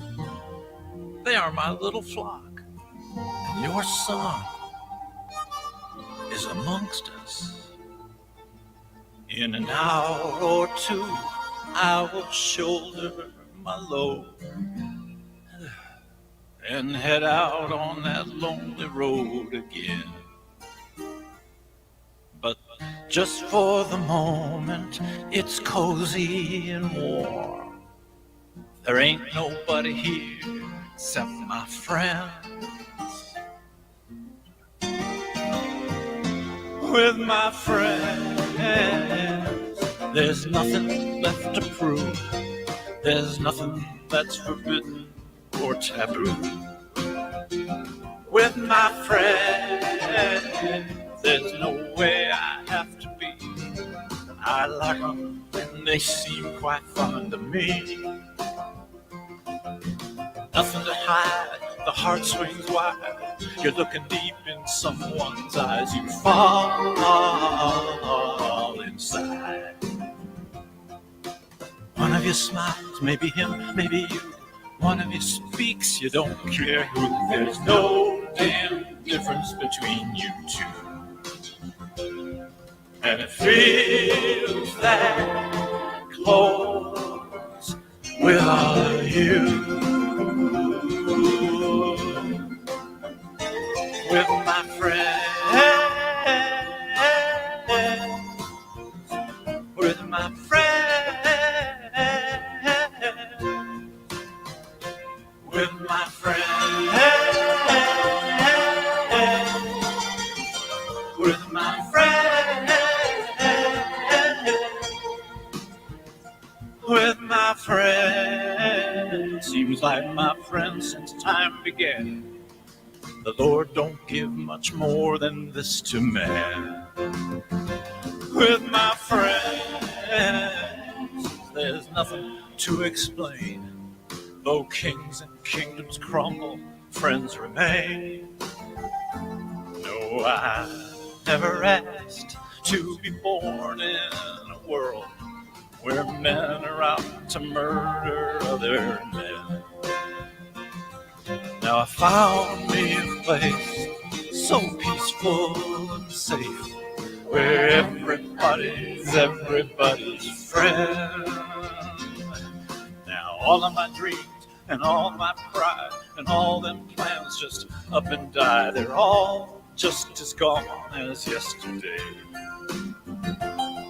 Now I got you and you got me, and what more would we ever need to bear these trials and be on our way?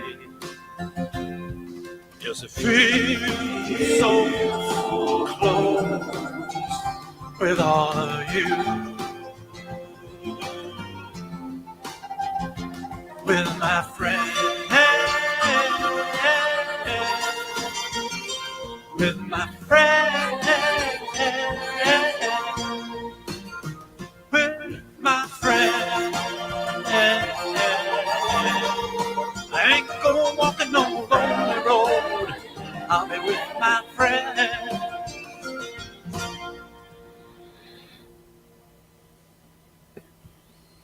That's really nice. Thank you. That is really, really nice. I love that.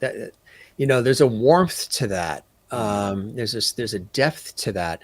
When you hear it back, I mean, you did it. When you hear it back, what happens to you? Are you transported to another place? What happens to you when you hear it? A variety of things.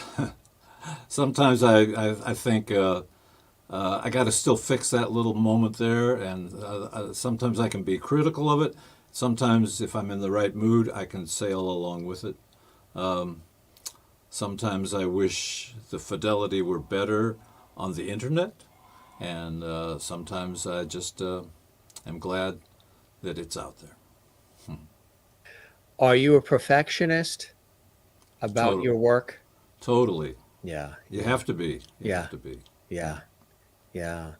It's absolutely a beautiful piece. I just want to show you some of the levity that's coming in from the viewers around the world. Sherry Larson's in Kansas, USA, and she says, loving this. Kathleen Walker in New York City, standing ovation, clap, clap, clap. Maureen in Arizona, this was fantastic. That's the kind of song that gets stuck in your head, and it's okay. She loved it.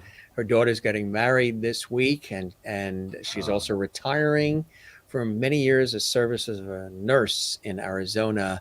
So Maureen is a very happy camper. Jane loves it in Sweden. Very good. She's listening live in Sweden or watching live in Sweden. Claps from Anne in Southern California, and Sherry and Christine Clifton in North Carolina. I like the lyrics to this song. Very enjoyable song. Now with that one, did you say you did the lyrics before the music, or was there Well, the lyrics have gone through a number of changes over the years for various musicals and that sort of thing. Yeah. It's songs just change. You grow up and they evolve. They're like children. I've always said songs were my children, right? Yes, I've said that oftentimes on the show, and have asked that of a lot of authors too, when they write the characters in their novel, or somebody that writes characters in a play, movie, television, whatever it may be. The characters become like the babies, like your children. And so I also ask them oftentimes, how do you know, like, for example, if you are an author, how do you know to put the period on the last word, on the last sentence, and you're comfortable enough with rewrites and everything else to be, you can detach and you can let it out to the world? How do you know when one of your pieces is complete, you're satisfied with it? And has there ever been a time where everybody else loves it around you? They're like, I just love it, but there's something about it you don't like, and you make the changes, or you leave it alone because what they're saying, has some truth to it. How does that work for you? How do you know when it's done, complete, and you're satisfied with it? I've always said it was a matter of hats, believe it or not. Hats. If I'm writing the lyrics, I put the lyricist's hat on, and I write the lyrics. Then I hand it over to the composer, and so I take off the lyricist's hat and put on the composer's hat, and I start over again on it. I'm handed these lyrics, and I reinvestigate every moment of it before I compose it, and then I compose it. When I'm finished composing it, in this case, I sang it, so I take off the composer's hat and I put on the singer's hat, and then I start all over again, and figure it out from an acting standpoint and from a vocalist standpoint. And finally, I take off the singer's hat and I put on the audience hat. Yes, right. And I just sit down, and I do find to listen to a song at different levels, volume levels. Yes. Like when I've finished mixing, I'll turn it down so far I can almost barely hear it, so that when I hear it, I know I've still got to be able to hear the bass, and I've still got to hear the lead singer above everybody else so I can get the words. I'll also play it at a medium level. I'll play it through different speakers. I'll play it real loud and see if there isn't some part of it that just comes and hurts my ears, right? This is before I give it to the master, who then cleans it up even further. But there's lots of tricks that I've learned just doing this for 50 years that I've learned to just follow these ideas just to make sure. And yes, people have written me and said, I love the show, I love the song, and I go, gee, that was the worst show we ever did. I like to say to singers, when you're on stage, there are 4 of you on stage. Even if you're singing a solo, you're singing a solo, that's you. There's the pianist. He's also part of you. There's also the lyricist and the composer who are on stage with you. And so you can actually sing a song and have no feeling at all. And I've had this happen. I've had twice. I've had a lead singer come to me and say, I'm sorry, I'm embarrassed. I have nothing tonight. I was like reciting my laundry list tonight. And at the same time, somebody comes up to them and say, you changed my life with that song. And they go, I did? Yeah. And they say, yes. And why? Because the pianist and the composer and the lyricist did their job. Right? Yeah. So that makes sense. Yeah. It's teamwork, right? Yeah. It's a collaboration. What comes first for you? Are you the composer, the lyricist? What is that thing that is the nearest and dearest to your heart? Not that they all aren't, but the thing that first for Peter Link. The title. Start with the title. Everybody starts with the first line. Big mistake. Write to title. If you're going to work on a lyric, and most people do a lyric first. Some people write a tune and then put lyrics to it. Right. That's a special skill. Yeah, yeah. But and I can do it anyway. And I used to work with lyricists a lot. Now I don't really work with lyricists that much because I've become a much better lyricist. If you start with title, you start with the concept of the song. I give this example in some of the classes that I teach. I once visited a really wonderful novelist. I visited his house. He was a very successful novelist, and I went up to his den where he was writing. And in the room, he had rolled open a 3-foot wide roll of paper, and it was up on all the walls of his room that he was working with, and he had sectioned it off. Chapter 1, Chapter 2, Chapter 3, Chapter 4, Chapter 5, Chapter 6. And he knew what was happening in each chapter. In all of them, yeah. He had not yet written a word of the novel. He was thinking out the story, and if he wrote something about this and he went, oh, that's got to come back in Chapter 13 over here, he would put that on that piece of paper. So that by the time he sat down to write, there was no such thing as writer's block. Writer's block just means I don't know where I'm going. Right. So when you don't know where you're going as a writer, what do? You research. Right. You research. That's the key to writer's block. The most famous person to ever have writer's block was, of course, a dog, Snoopy.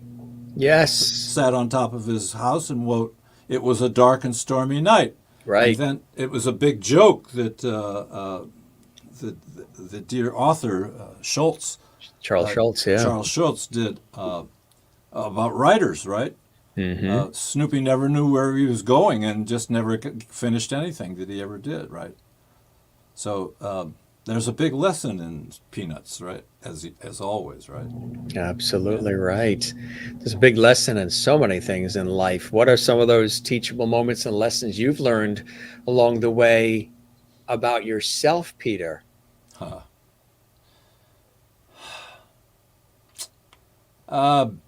Be kind. Be kind. Be a kind collaborator. That's one thing. You just never get anything out of anybody through anger. I'll tell you a story. That's my best way of communicating. I was doing Ulysses. It was The Good Doctor, and Christopher Plummer was the Good Doctor. And Chris, I can talk about him a little bit now because he's not with us anymore. he was a wonderful actor, but he wasn't a comfortable singer, and so I had written a song for him, and he was having trouble staying in the right bar because his sense of rhythm was not as tight as it could have been. And I got really frustrated with him one night in rehearsal and walked out on stage, and we got into a bit of an argument. And I was probably 28 years old, and he was a big star already. And at a certain point, I turned to my left, and sitting just in the front row of the theater was Tony Walton, the great set designer, Theron Musser, the great lighting designer of Broadway, and Neil Simon. And they're all sitting there watching me lose my cool. And I thought, oh my God, what am I doing? This is just awful. I am fighting with the star of the show in front of these artists who I just admire so deeply. I was a kid, but I was hired to do the show, right? Because I was a wunderkind of a little bit, right? Sure. But I had lost my cool, and I just said, I will never do this again. I will never, ever lose my temper in the theater. And I think I've been able to maintain that. It's not always easy because you're working with a lot of really high-strung people, working with actors. But that's a good lesson for anybody that's watching that's in these lines of work. You mentioned teaching. Tell us about that. You like inspiring and mentoring others along the way? Yeah, I wish I could take the hard drive out of here and give it to my son before I leave, right? Because I've learned a lot through not only doing. I learned through doing. I never really was schooled that much in music. I didn't go to music school. I grew up a drummer. Then became a guitar player. Then I got into keyboards. And now when people say, "What do you play?" I say, "I play the computer." Music for me is. Now, I'm sorry, I've lost the point again. The original question was.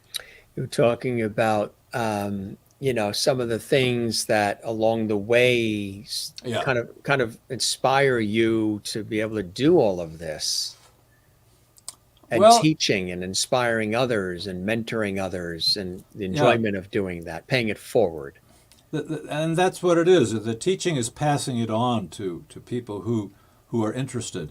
I find I'm more of a master teacher than a beginning teacher. I do teach some beginning courses. I teach online on Zoom, which is not particularly fun on Zoom, but it's better than nothing. And I have maybe about 20 students kind of around the world who check in with me and take a class occasionally, and then some regular students. And I teach vocal singing work. I teach logic beginners and orchestration, songwriting, lyric writing.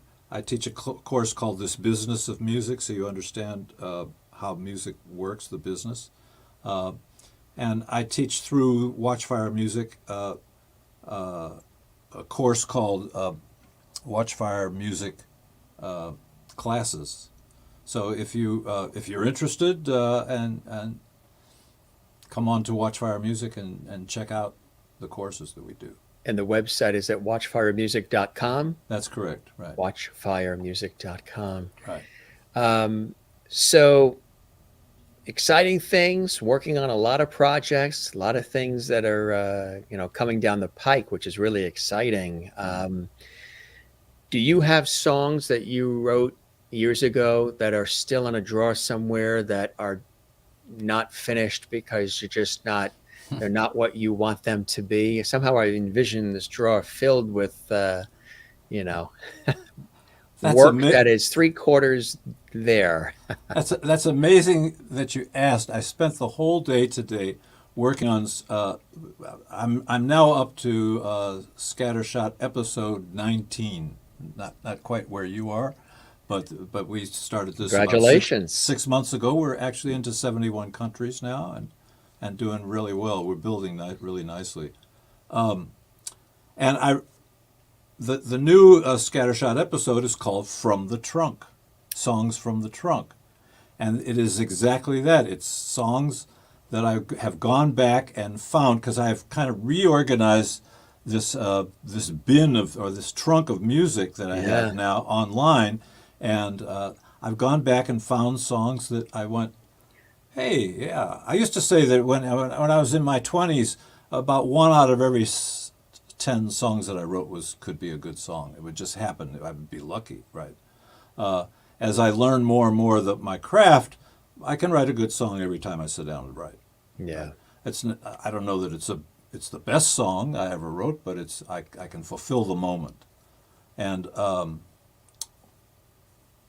it's just it's amazing to go back in my life and find these songs that I go, what happened to that song? It got Right. lost in the trunk. Yeah. Because Right. I've just written so much music in life, and so many. Mm-hmm. Sometimes I'm working on 4 and 5 projects at once.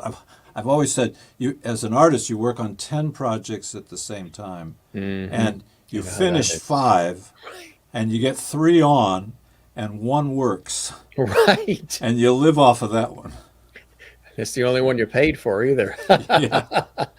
We Yeah. had I had Melissa Manchester, the wonderful Melissa Manchester, Ah. on, and sometimes I've mentioned this if the topic is music oriented for the show that night, and she mentioned that in terms of like sources of inspiration for her, there's times when she'll be in her house. Maybe she's waking up from a nap, or just waking up out of a long sleep, or just walking from one room to the next, and she's hit with a source of inspiration. Something inspires her, and she's hearing music, and she's hearing material coming and rising to the surface.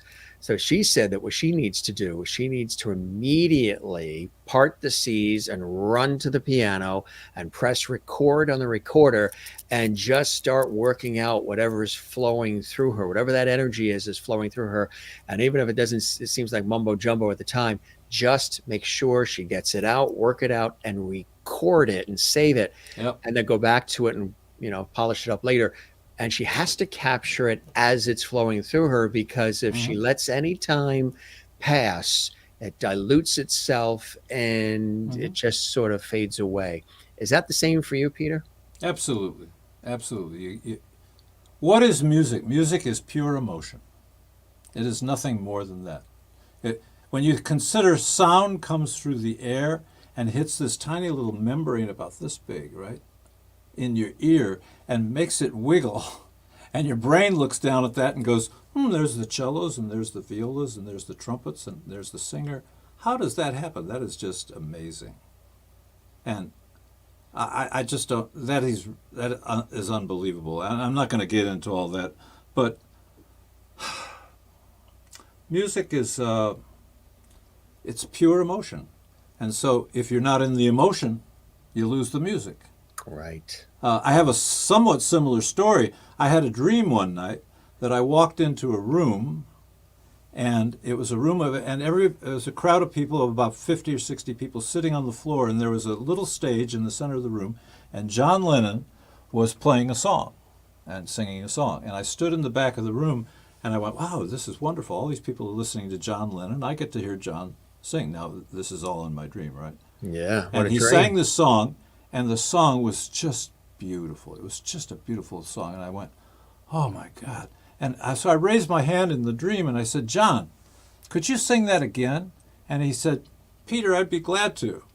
And so he sang it again. And when he sang it the second time, I analyzed it and remembered it. And when I woke up, I was really jealous of John singing that song. And about 10 minutes later, I suddenly stopped and I went, wait a minute, it was my dream. I wrote the song. That's mine. And I remembered it and wrote it down. You did.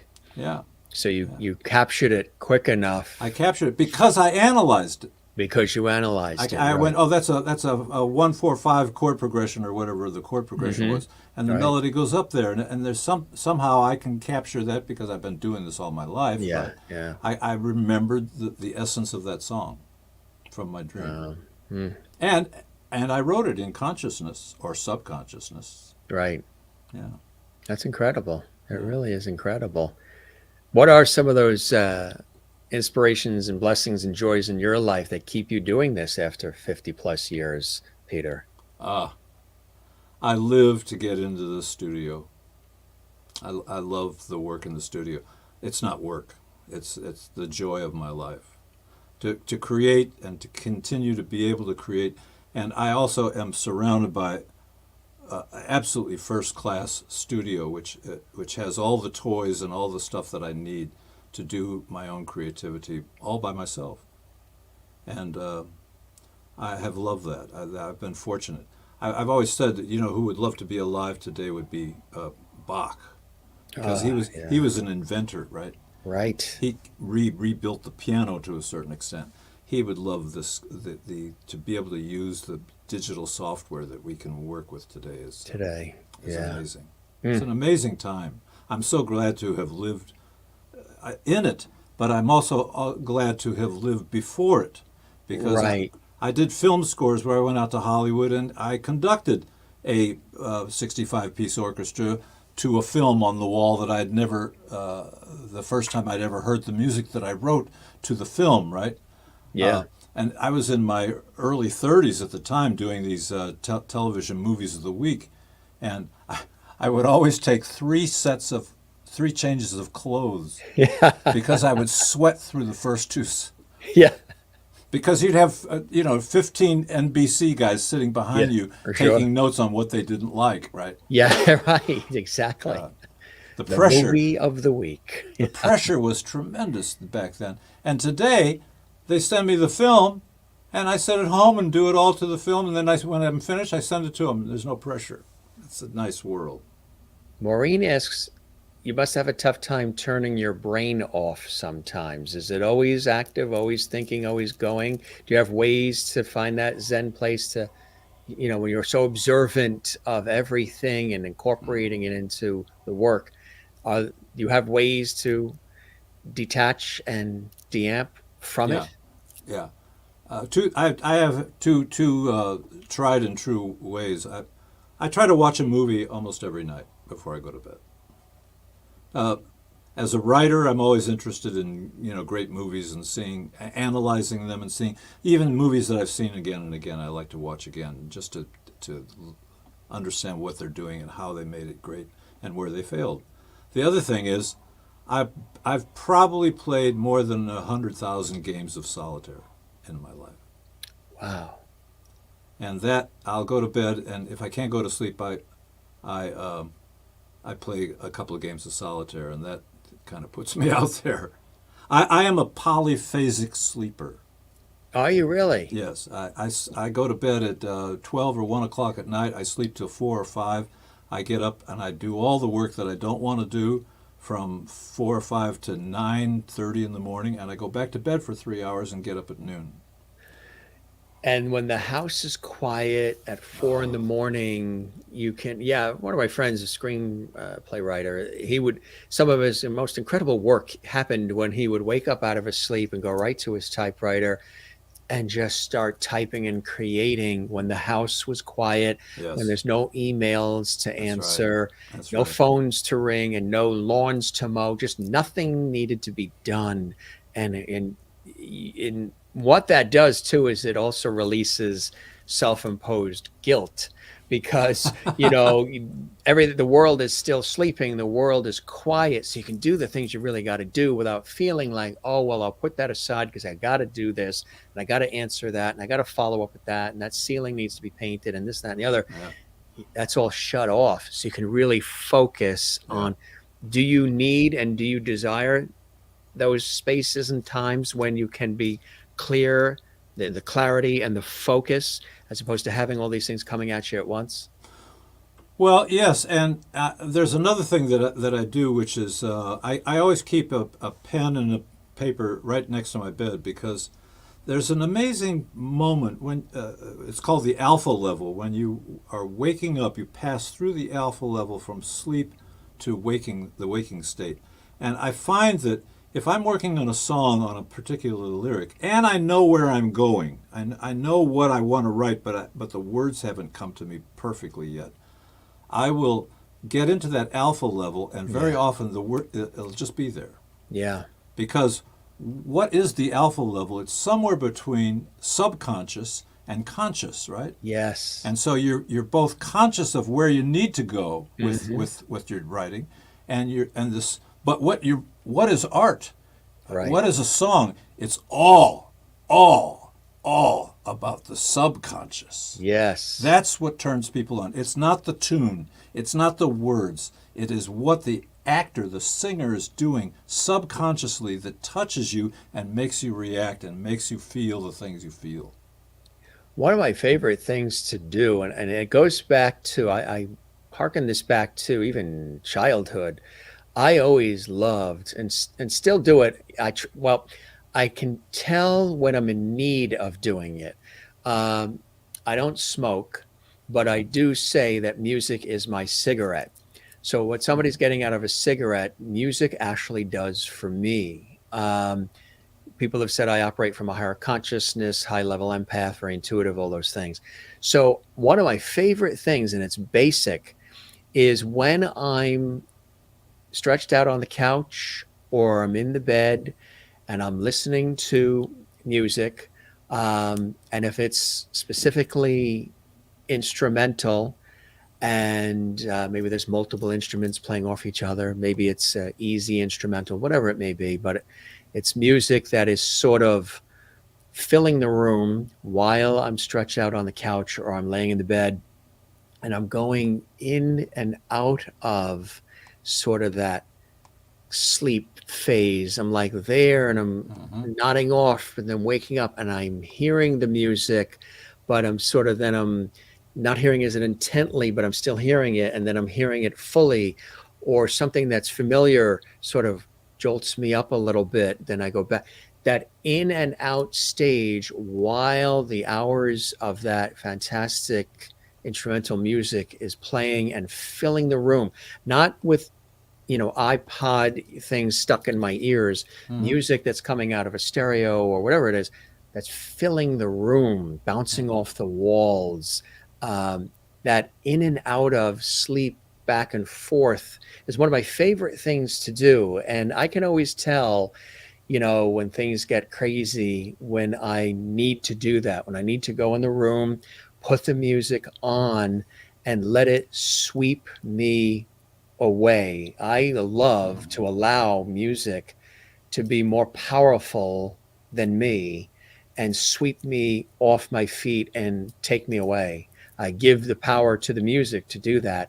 And those are some of my favorite things to do. One of my favorite things to do in life is to do that with music. Does that make sense? How blessed you are. Yeah. Music is, it's certainly is another language. It's a language that we trust up to a point. There's some music today, and there always has been music that I don't trust, right? Usually it's poorly created music, but there are so many varieties of music today. It used to be there was East Coast music, Midwest music, Southern music, and West Coast music. Today, you turn on whatever you want to turn on, you're going to hear everything possible, right? Yeah. And then all of the traditions are mixing, and it's fabulous. It's why it's so great working with the sample libraries that I work with, because if I need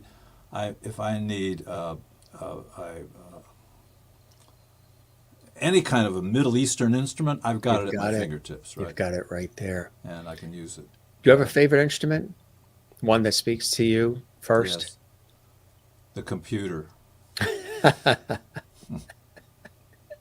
And then after the computer? After the computer. The instrument you pick on the computer first? Well, I play the guitar. Yeah. I was never a great lead guitar player, but I'm a good finger picker, yeah. But I don't have those calluses anymore. I don't have the time to practice every day. But I did play the guitar for many years. I played the drums. I started with the drums, which gave me a great foundation of rhythm. I can't play a single song I ever wrote on the piano, but I play all the piano on my songs. And I can play gospel piano because I hear it. You hear it. So I just put it down. If I have to do it a bar at a time, I put it down a bar at a time. One of my favorites also is the cello because I love that deep, warm, melancholy sound, sweeping sound of the cello.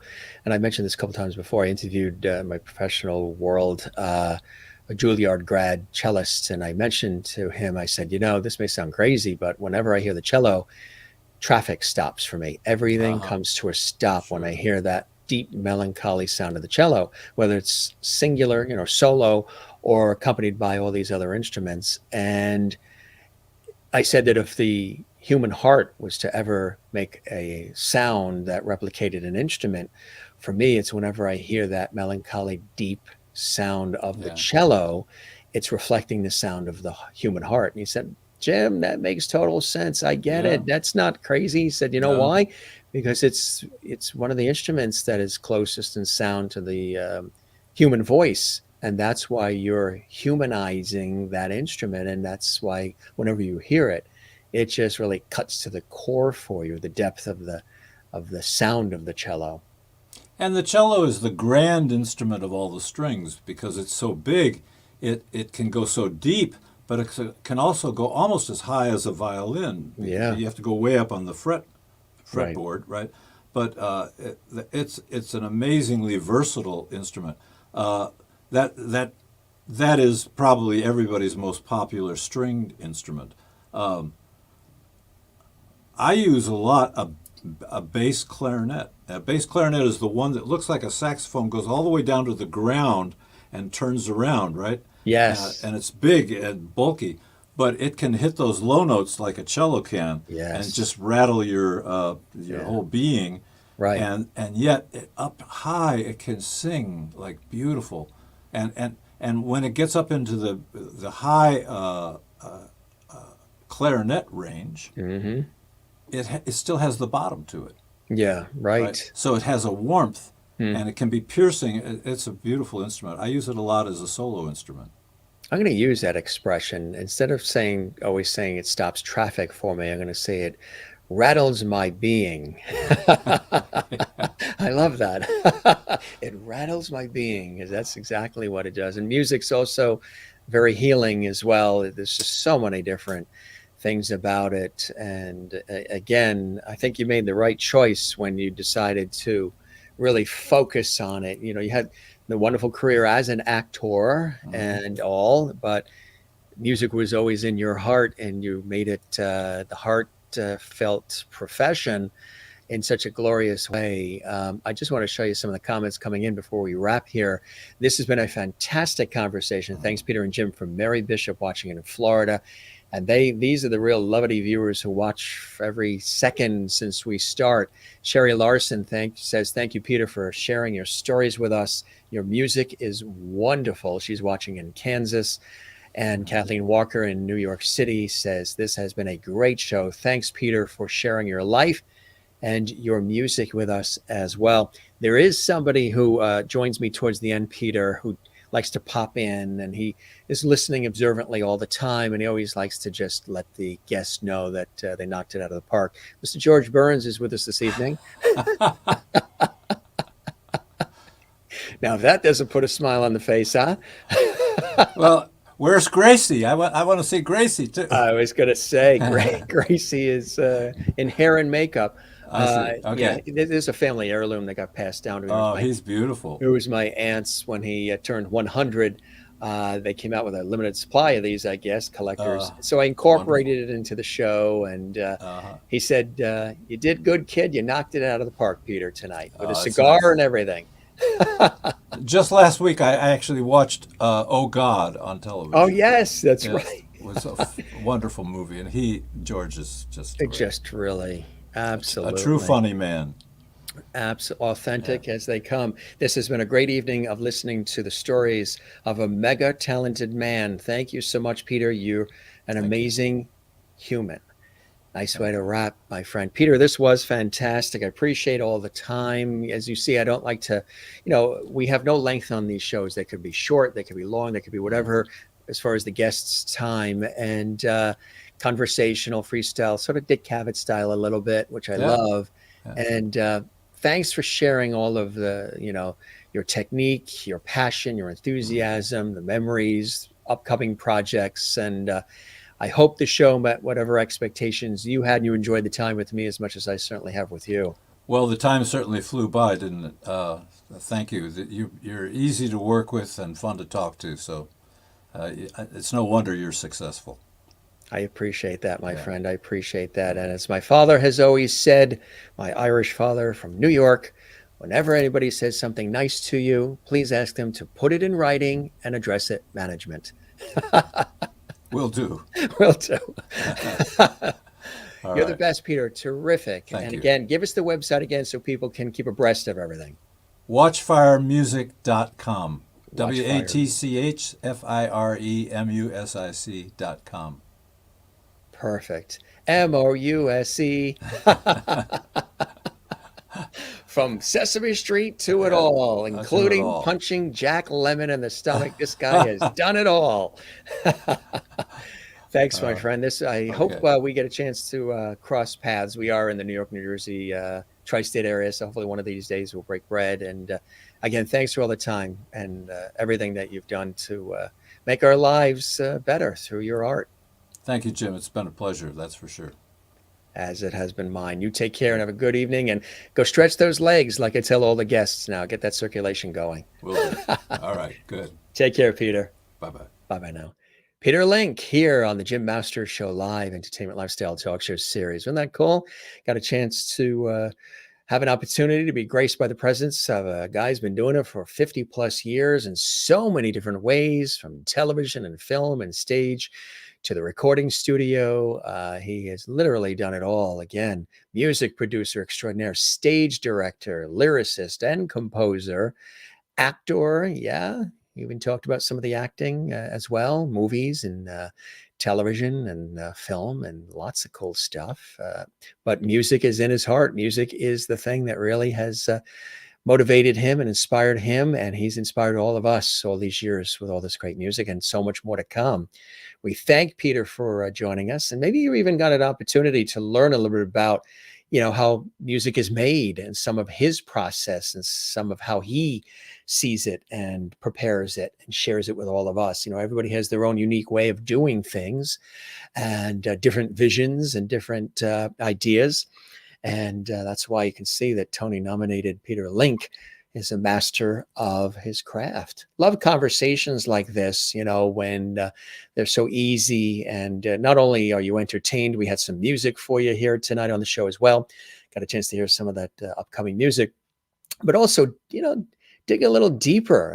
Everything is moving so fast in our world, which is a great thing, but sometimes you want to dig a little deeper and not just have a guest come on and say, okay, tell us about the CD, tell us about the movie, tell us about the book. All right, see you later in 20 minutes.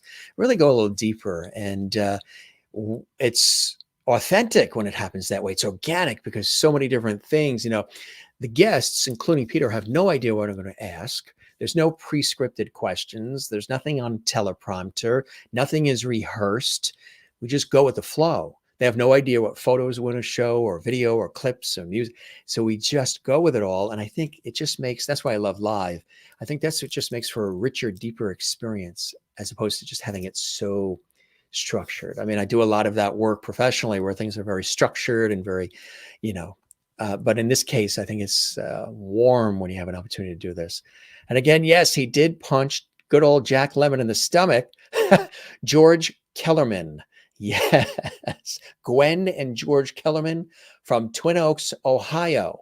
You're going to hear from me, Winkler. We used to love that line when they said that you should have wired or called.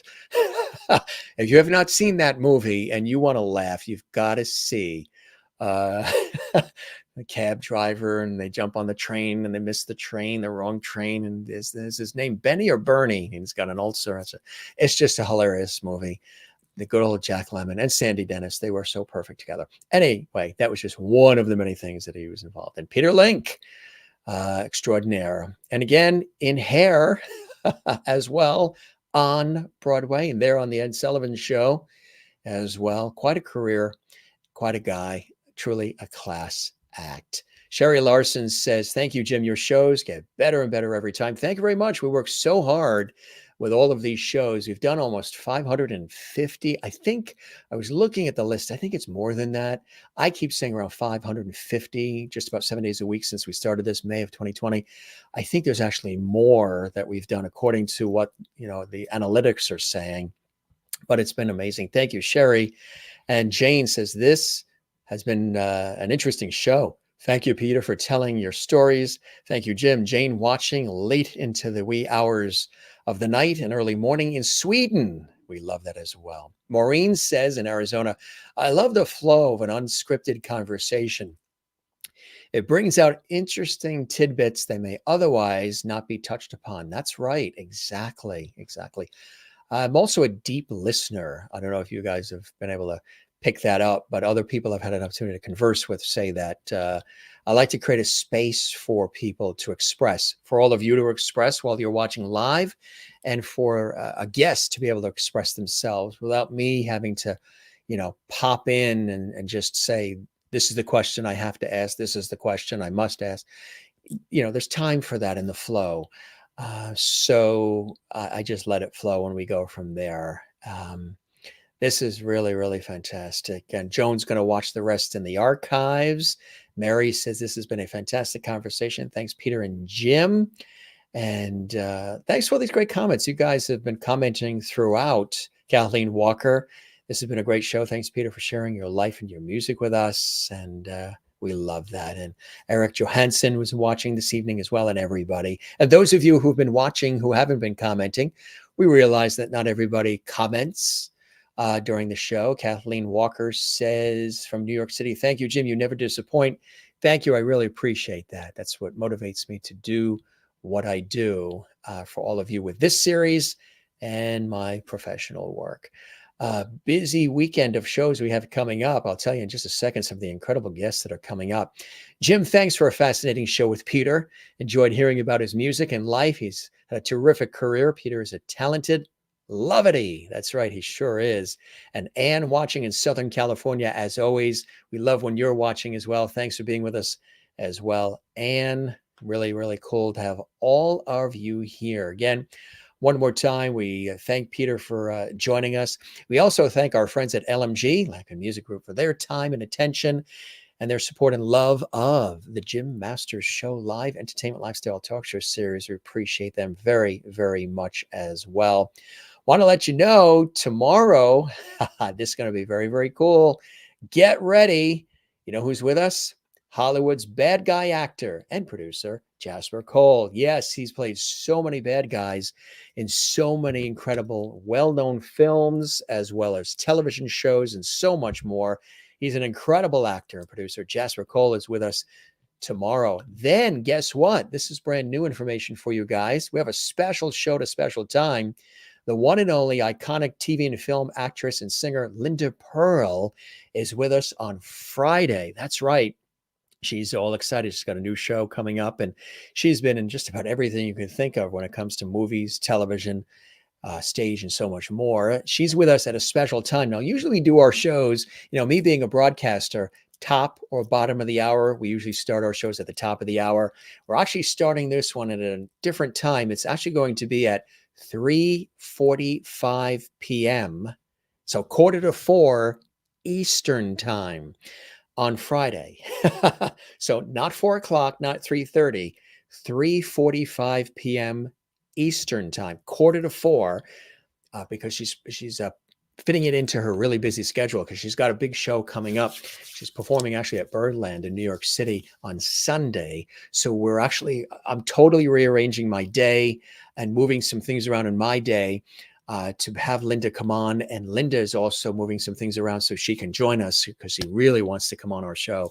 And we're so happy to have her here. So she's going to be with us, iconic television and film actress and singer Linda Pearl, this Friday, 3:45 p.m. Eastern. So make sure you jot that down. Don't join us at 4 or 3:30. 3:30 be too early. 4, you lost about 15 minutes of the show. If you want to be with us live, if you're not around, don't fret. As you know, we archive every episode of the Jim Masters Show Live Entertainment Lifestyle Talk Show series on our YouTube channel, Jim Masters TV. So if you're busy or you're working or what have you, don't worry. You'll be able to see the full episode. Just it won't be live. It will have already aired live. But for those of you who want to be here when it's live, it'll be 3:45 p.m. Eastern, which is 12:45 p.m. Pacific this Friday. Then the action does not stop there, folks. Double Loveity Day on Friday. Ooh, and just to think, before that time, I will have worked for hours on the radio and television. Judy Tenuta is with us this Friday night, and we're celebrating her birthday. We're kicking off her birthday weekend. Comedy legend, the love goddess, yes, the one and only Judy Tenuta is with us this coming Friday, 8 p.m. Eastern, 5 p.m. Pacific. Yes, that's going to be amazing. 8 p.m. Eastern, 5 p.m. Pacific. She is going to be with us, and we're very, very excited about that. So tomorrow is Jasper Cole, Hollywood's bad guy actor. Linda Pearl is with us at 3:45 p.m. Eastern, 12:45 p.m. Pacific on Friday night. Comedy legend, the love goddess Judy Tenuta is with us, 8 p.m. Eastern, 5 p.m. Pacific. Yes, isn't that really, really cool? And of course, I know you've been asking about Dan White, General Hospital's Elijah Crow. He's in General Hospital right now. He is going to be with us. Well, he's not in General Hospital. I should correct that. He's on General Hospital. He's not in it. He's on it. Big difference. He's going to be with us on November 16th. And we're excited about that. And don't forget the Pointer Sisters. We did an episode with them, and thousands of people have watched it. And we thank you guys. Check it out. The Pointer Sisters, Anita Pointer, Ruth Pointer, they were guests on our show. Jerry Mathers from Leave It to Beaver was with us, and countless more guests. I encourage you to go back in the archives. Anybody that's watching the show right now live, or if you're watching this later, stay right here on our YouTube channel, Jim Masters TV, and check out over 500 episodes of our incredible series, The Jim Masters Show Live, right here on our YouTube channel, Jim Masters TV, a channel dedicated to entertaining, informing, educating, and inspiring all of you and having a good time with it as well. Don't forget to subscribe to the channel, gang. We would love that. That would be fantastic as well. And don't forget to give this episode a like. That's that thumbs up like on this episode. We would absolutely love that. And leave a comment for us too on the YouTube channel. That helps us big time. When you do that, anybody that's on the YouTube channel watching right now, drop a comment for us before you scoot off, because that helps the show big time. And again, those of you not watching live, stay right here.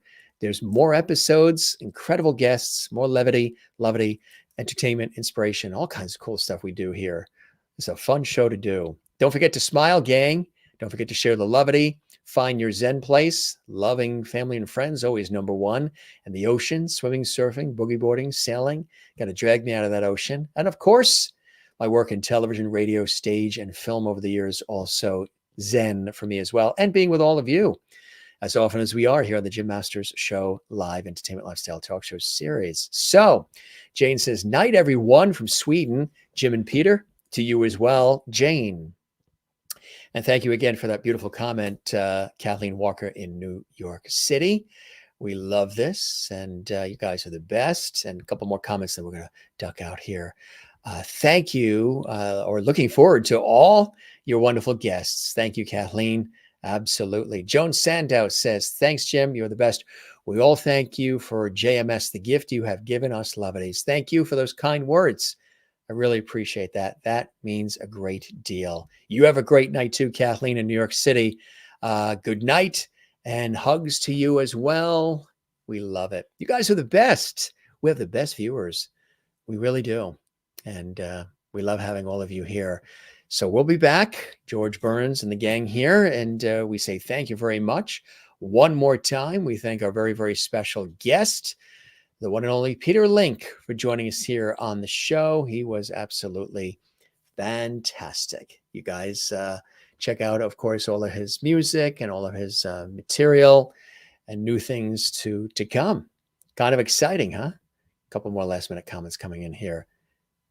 Hope you all had a fantastic evening and day. Good night and hugs from Sherry Larson in Kansas. To you as well, Sherry, and Maureen in Arizona. Peace and love to everyone. I'll be back. Lovely Hall Monday. Guess who has the honor of walking the bride down the aisle? Yes, much lovely to you and your daughter and the groom and everybody involved in what's going to be a beautiful, healthy, and happy marriage. Lots of wedded bliss to the couple, and lots of levity too in your family, Maureen. Congratulations in advance from Jim Masters here, Mr. Levity, and all the levities, and from all of us here at the Jim Masters Show Live. Big, tight levity hugs to you.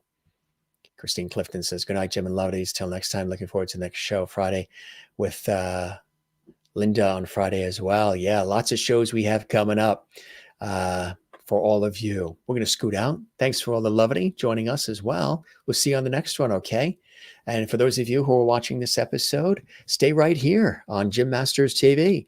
Another episode comes right up. We have lots of cool things in store for you here on Jim Masters TV and the Jim Masters Show Live. Check you next time. Thanks for being with us. You're the very best. We love you all here on the Jim Masters Show Live. Cheers.